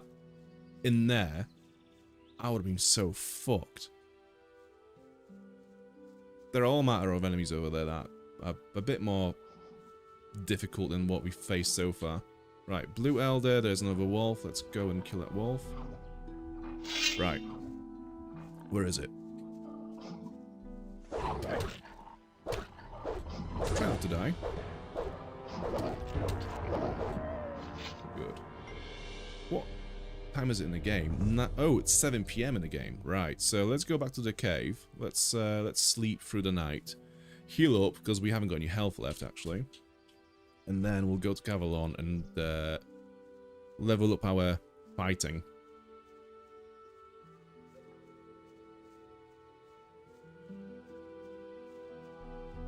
Do you know what? I think with the frame around the camera on this scene, even though the lights are just blue, like that corner here, because that there is purple, I think psychologically kind of like creates this sort of like purple bleed effect. So it looks like there's more colors, but it might just be me.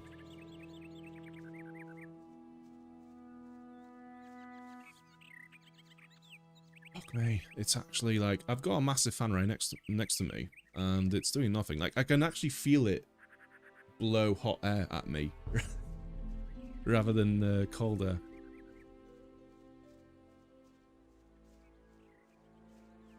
Hey, you! I want to learn your abilities. Sure. What do you want to know? I want to learn all you know. You are demanding more than I can teach you. Oh, damn. That's all he knows. Better. You've forgotten a lot since then, but we'll get it back. So now we can actually link combos. Whack, whack, whack, whack. Wait. What? Hang. Oh, okay. No. Wait, so what? Oh, right. So, because that gives us 3 points of one-handed. Right, okay, let's just unequip that for now. So we need another 5 points in one-handed to be... Okay, yeah, cool. Hey!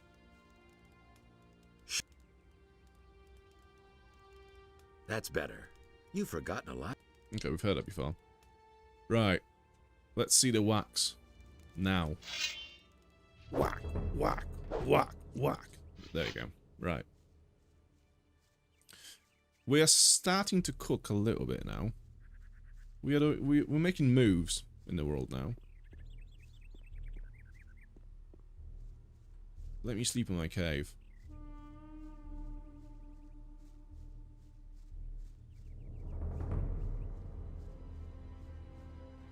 This is the caveman playthrough.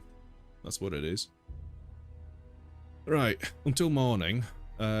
So, because the inventory system in this game is quite a mess, so you just have this like big window of all the items grouped together, rather than being separated into different categories like, say, weapons, armor, so on, so on, and so on. I like to do a bit of admin as I play this game and just like remove some bits that I don't need anymore. So like, for example, those keys we've already used up. So I'm going to put them in there. So they don't clutter my window anymore. And then if we need to use them again at some point or get them back, we know what they are. I mean, there's a lot of other items that I'll never probably use in this game, like booze, for example. I never really... Like, the food in general in this game I never really use because it becomes irrelevant quite quickly into the game. But yeah, it just stays there, you know? Right.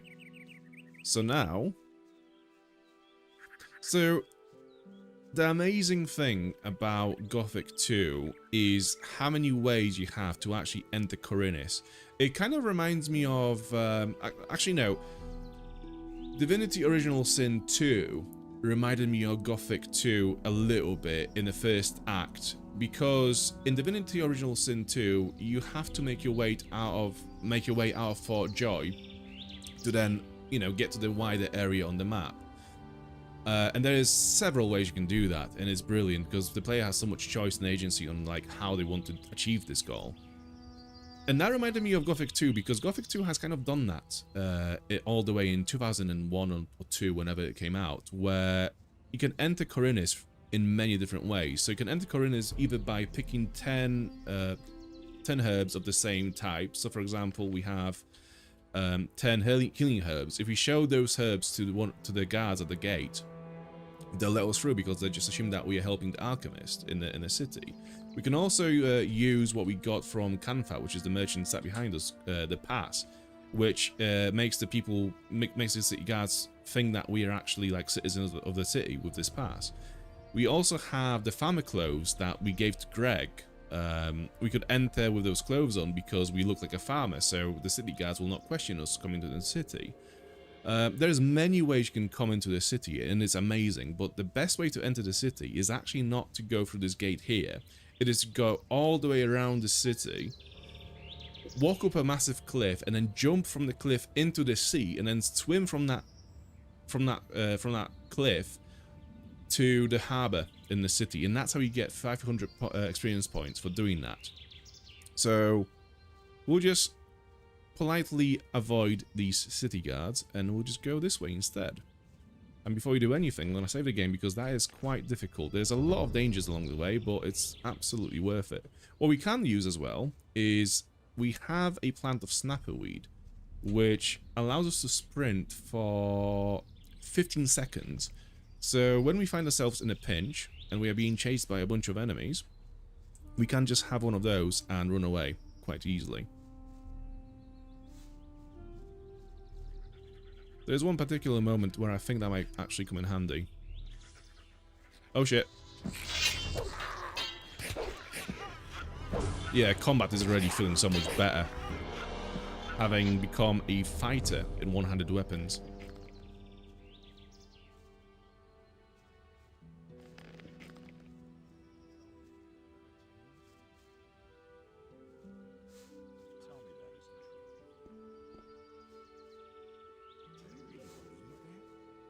Yeah, digger meats, why not?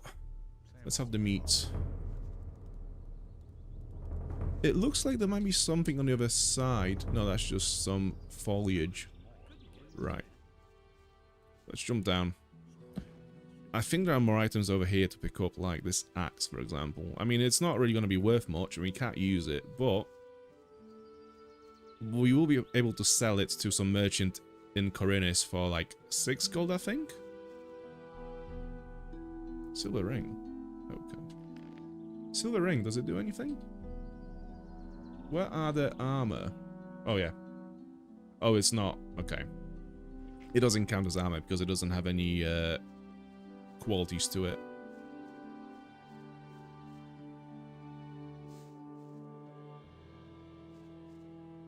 So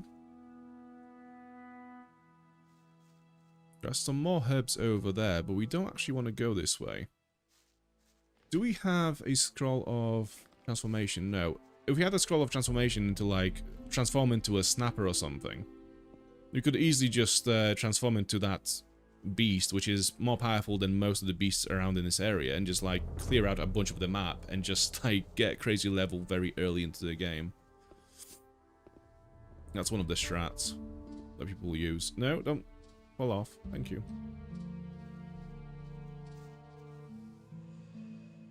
Oh, you got a coffee. What time is it where you're from? Because if you had a coffee, if you were having a coffee at 10 PM in the UK, I'll tell you off. You need to be getting ready for bed. Tuck in with a book, maybe. Not a coffee. Although I have to say, having a coffee at this, it would actually be really nice. Like, coffees like cappuccinos, for example, like very milky coffees, are very good for your voice, I've found.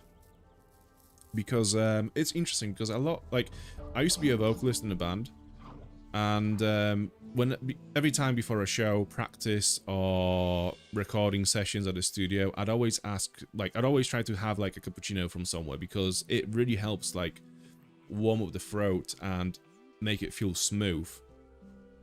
But that's just me. A lot of vocalists, when they go on tour and stuff, they never have coffee because apparently the acidity of coffee makes the throats not work as well. But yeah, to me, it's honestly like a miracle. miracle thing. So yeah, having coffee while streaming would be amazing.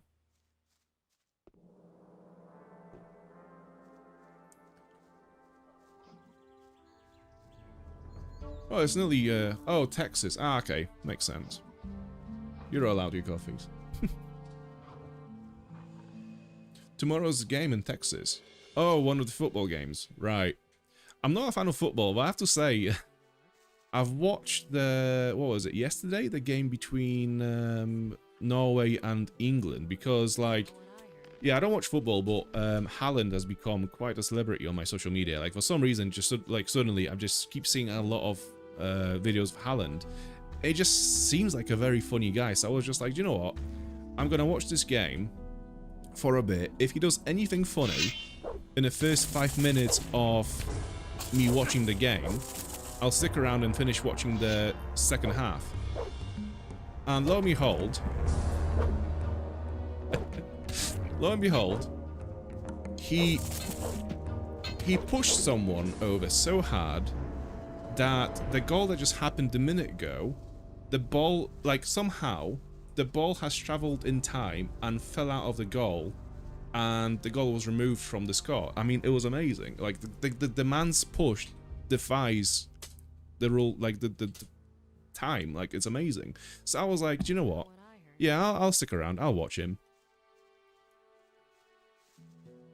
Hey, not so fast. Strolling about alone out here is dangerous. Where do you come from?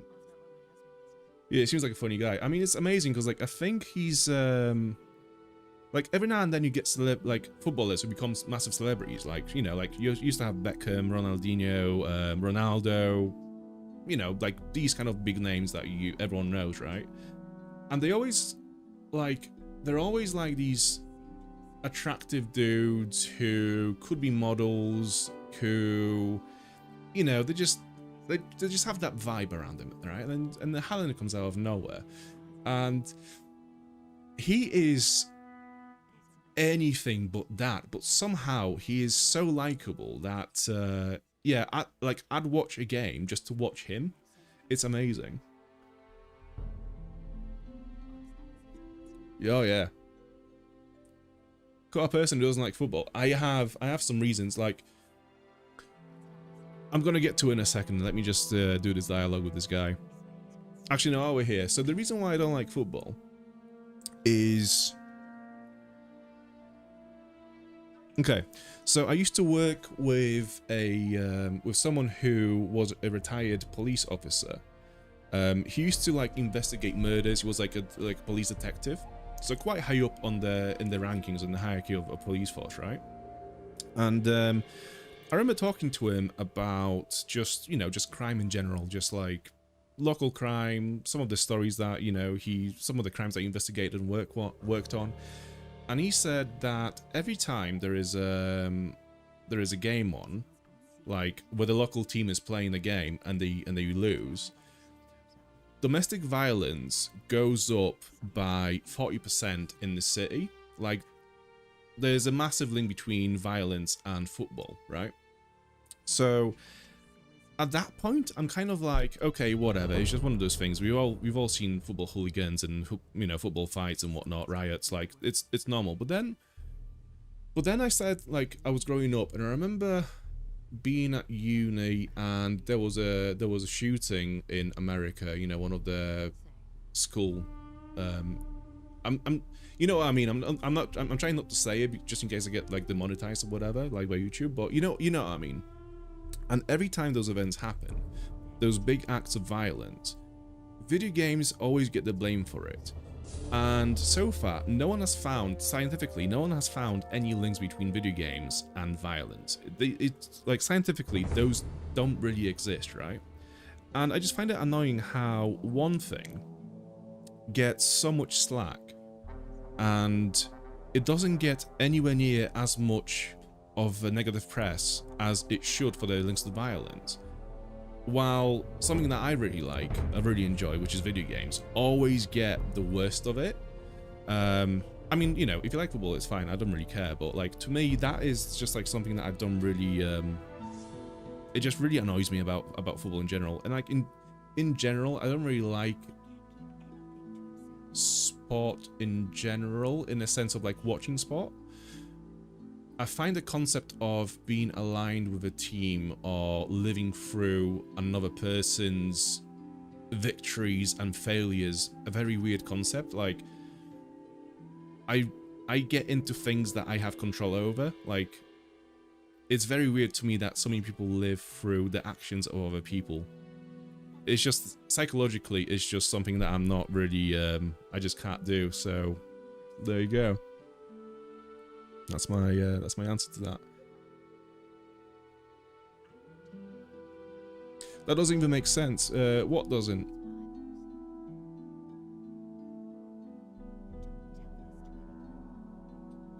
From one of the farms. A farmer, eh? Then you shouldn't be walking along these dangerous paths all by yourself. Who knows who might be lying in wait for you? Okay.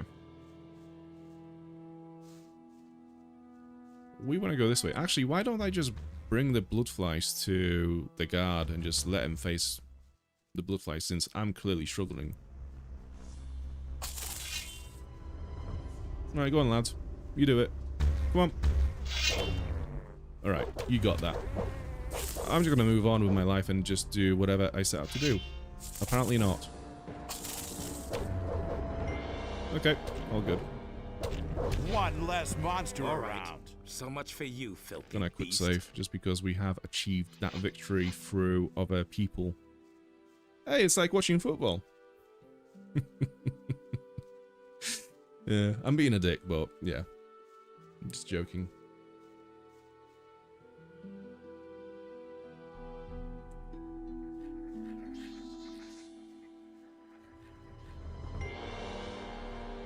Imagine the famous Maradona game against England when he scored with his hand 4 years after Falkland Island War. I have no idea what that means. Sorry, I have no idea what you mean. Oh shit, it's the fucking ball. Fuck.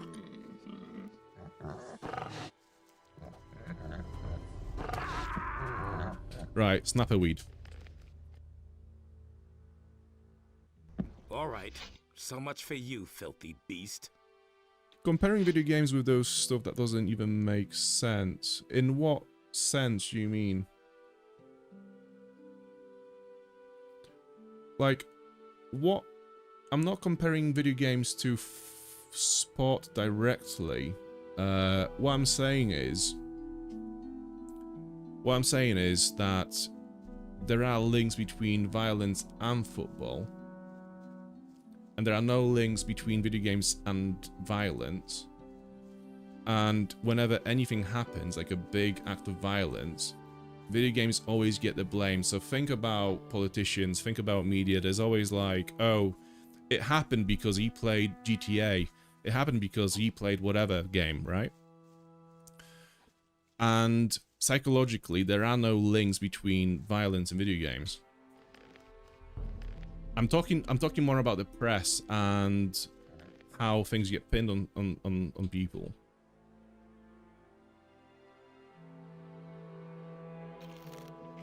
Right. Sprint.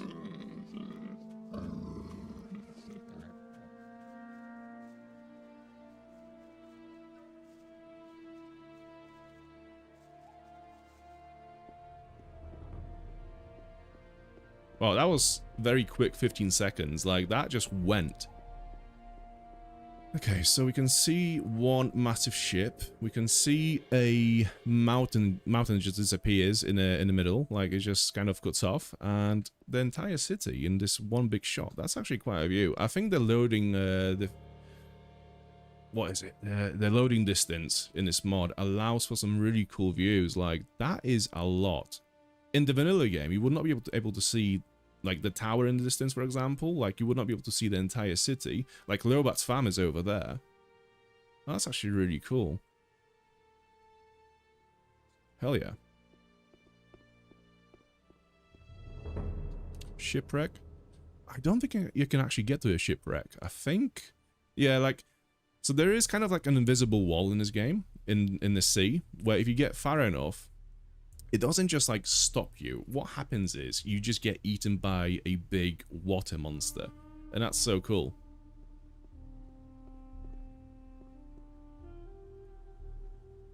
Ah, that's what you're saying. Okay, yeah.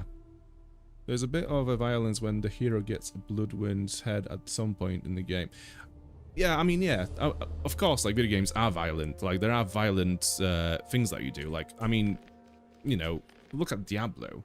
Look at horror games, you know. Look at, yeah, Gothic. Like, you kill things. You know, monsters bleed. You kill things. They disappear. They get, you know, violence happens, like. But it's, it doesn't have any impact on the players. Unless you already had psychological prerequisites, like you were already you were already like psychologically unstable, maybe then it has some effect. But yeah, like a game alone will not make you go and be violent.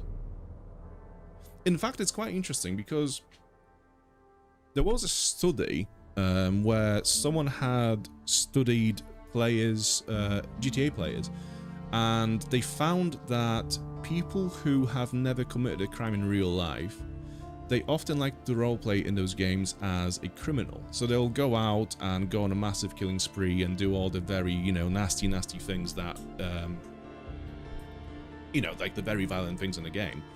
And then what they found is people who have committed crimes and even people who play GTA in prison, what they tend to do is roleplay as law-abiding citizens. So they always like engage with like things like, you know, the taxi mini games.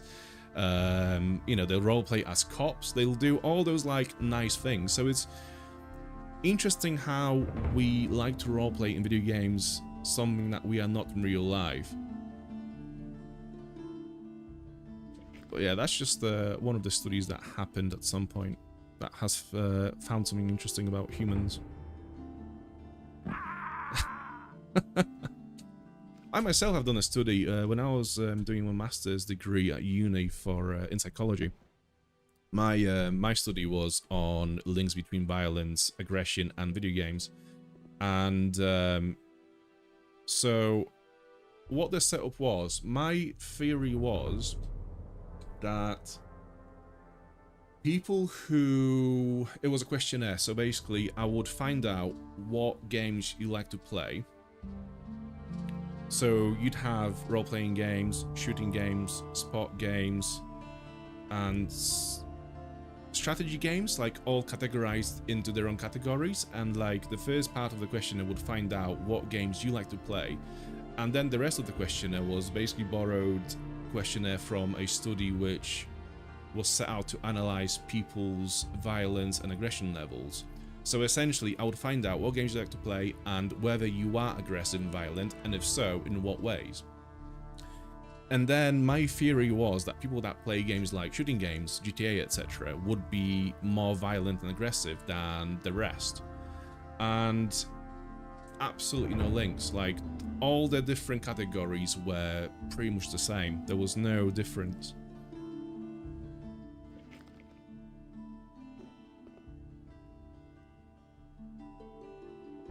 Have you tried Mecha... No. No idea what that is, my dude. Right, how do I jump down from this without killing myself?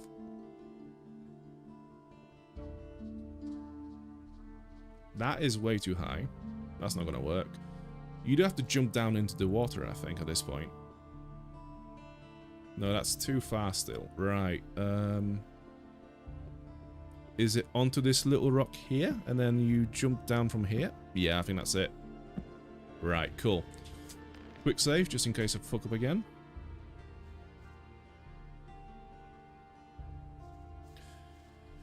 Mecha Chameleon, it should be fun to play. Let's have a look what that is.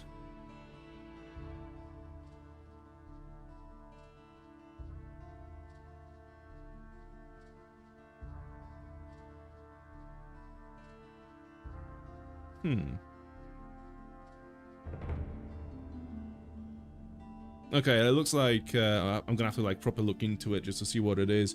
It looks very random. Well, maybe one day, yeah. I think for the next month we'll probably just play Gothic, or either like the next month starting from now, we're playing Gothic 2. So either for a month or either until we finish it, depending on like how it performs and what views we get and what, you know, all that stuff. But maybe after then.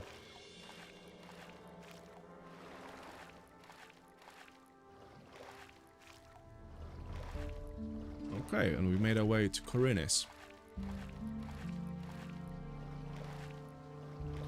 So as we climb up, Laris, who just stood up there, will talk to us and award us 500 experience points, which is massive at this level. I must be crazy. What are you doing here? Did you swim here? That's one way to get past the guards at the city gate. It's like $5 or maybe 10. Okay, is it multiplayer? You don't say. It looks like a multiplayer game. I might give it a go with a friend. Hey Laris, you old scoundrel, how did you get here? I was able to escape to the Valley of Mines just in time, together with Lee and some of the other boys. You remember Lee, don't you? Of course I remember Lee. I got out of the colony with him then, just after the barrier was destroyed. He and his boys are now on the farm of Onar, the landowner. He made a deal with the farmer. He and his boys defend the farm, and Onar feeds them in return.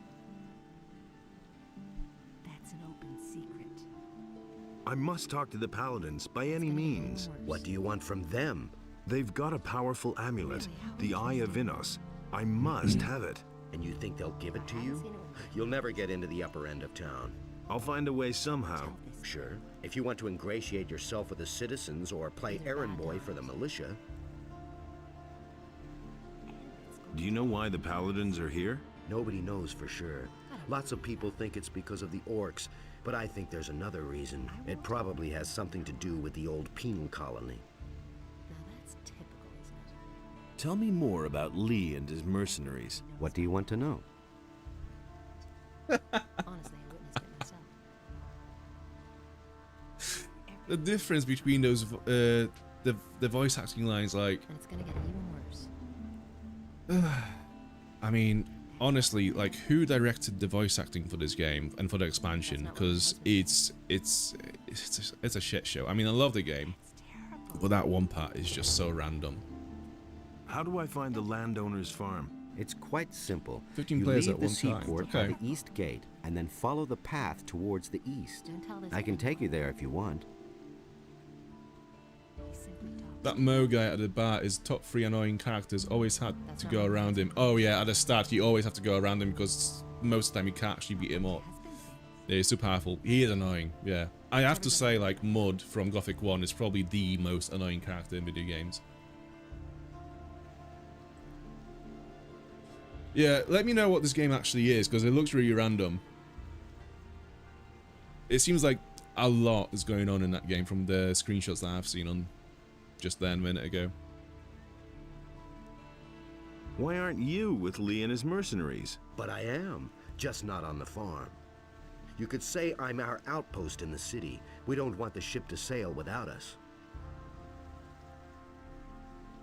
What ship were you talking about? It's on the open sea harbor, behind the cliffs. Lee and a few of his people really want to get away from here. But that could take a while. Why? You'd better ask Lee about that.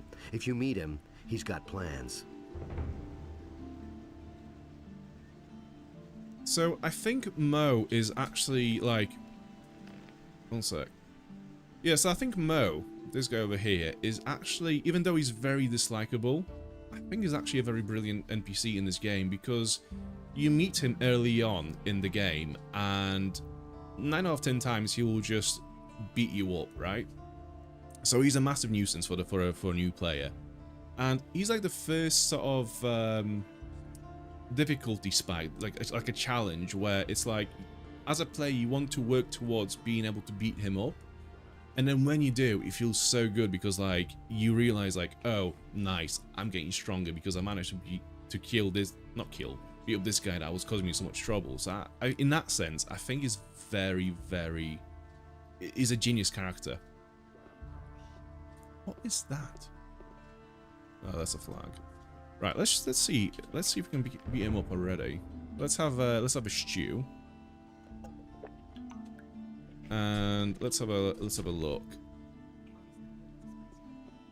Hey, I don't know you. What do you want here? Are you headed for the tavern? Yes, do you mind? You've got no business here, runt. Are you trying to make trouble for me? Sure, I'm a master at making trouble. So defend yourself, runt. Okay, let's see how that goes. Show him! Not bad. He hits. He hits hard, but I think we could do that. I think we've got this. You just managed to get 2 critical hits, I think, in one go. I don't know. Like, one after another. Yeah. Are you sure?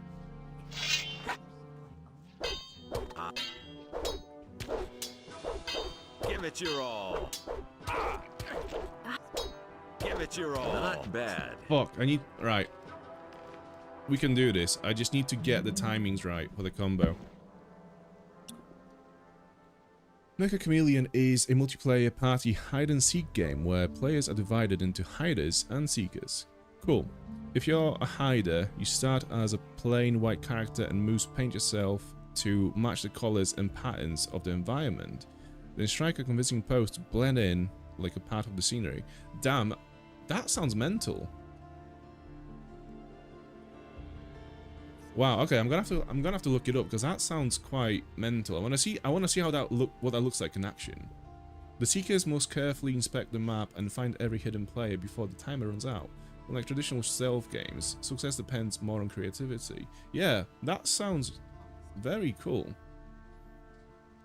We are improving. Yes, we are. So I think he hit me once and it wasn't a critical hit straight away. It's just timing the combos. I was pressing the buttons too early, so it was obviously blocking my attacks. Hey, Are you sure? Show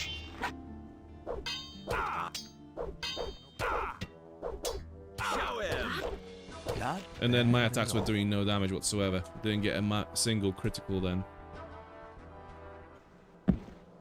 I'm gonna just save that there in case I accidentally do a quick save over being defeated. Hey. Sure.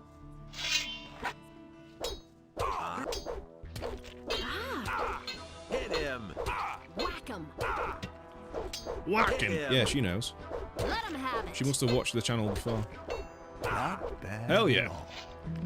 Right, I'm gonna take all your waters and your heavy branch and stick up your ass.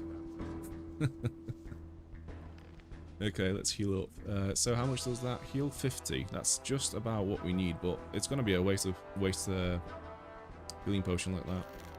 So let's have some apples. Let's have 20 meats.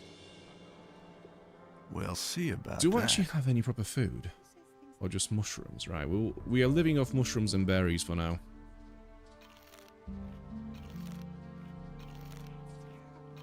Cool. We're gonna save that on here. Okay. We're gonna catch up on the chat. Wrong saves happens. I know, it's such a, like, in Gothic you have to save all the, like, you have to save scum. Like, it's funny because in the remake, during the loading screens, like, one of the hints actually tells you to save often, just basically like the developers telling you that you have to save scum because the game is difficult. But yeah, I'm gonna end this one here for the night because I'm a bit tired and it's fucking warm in my room. We don't get any AC in UK, so it's a pain in the ass. But we'll be back streaming on Thursday. We'll be playing some more Gothic. I'm gonna try to aim.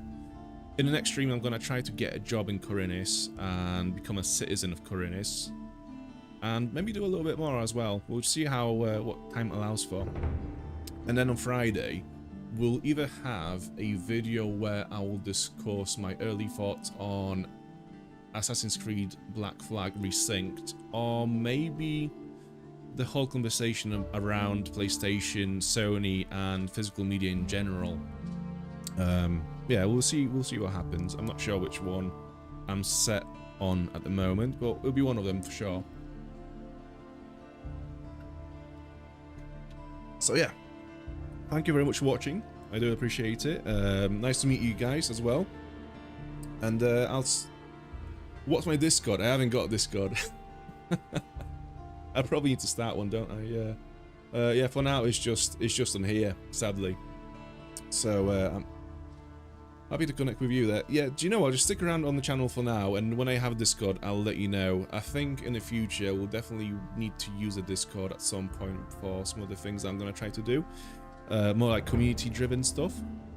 But yeah. Oh no! I have to watch the streams now. Fuck. Yeah, I know. I know how it feels, man. I feel for you. But yeah, again, thank you so much for watching. I'll see you on Thursday, 8 PM UK time. Not sure what it is over in Texas.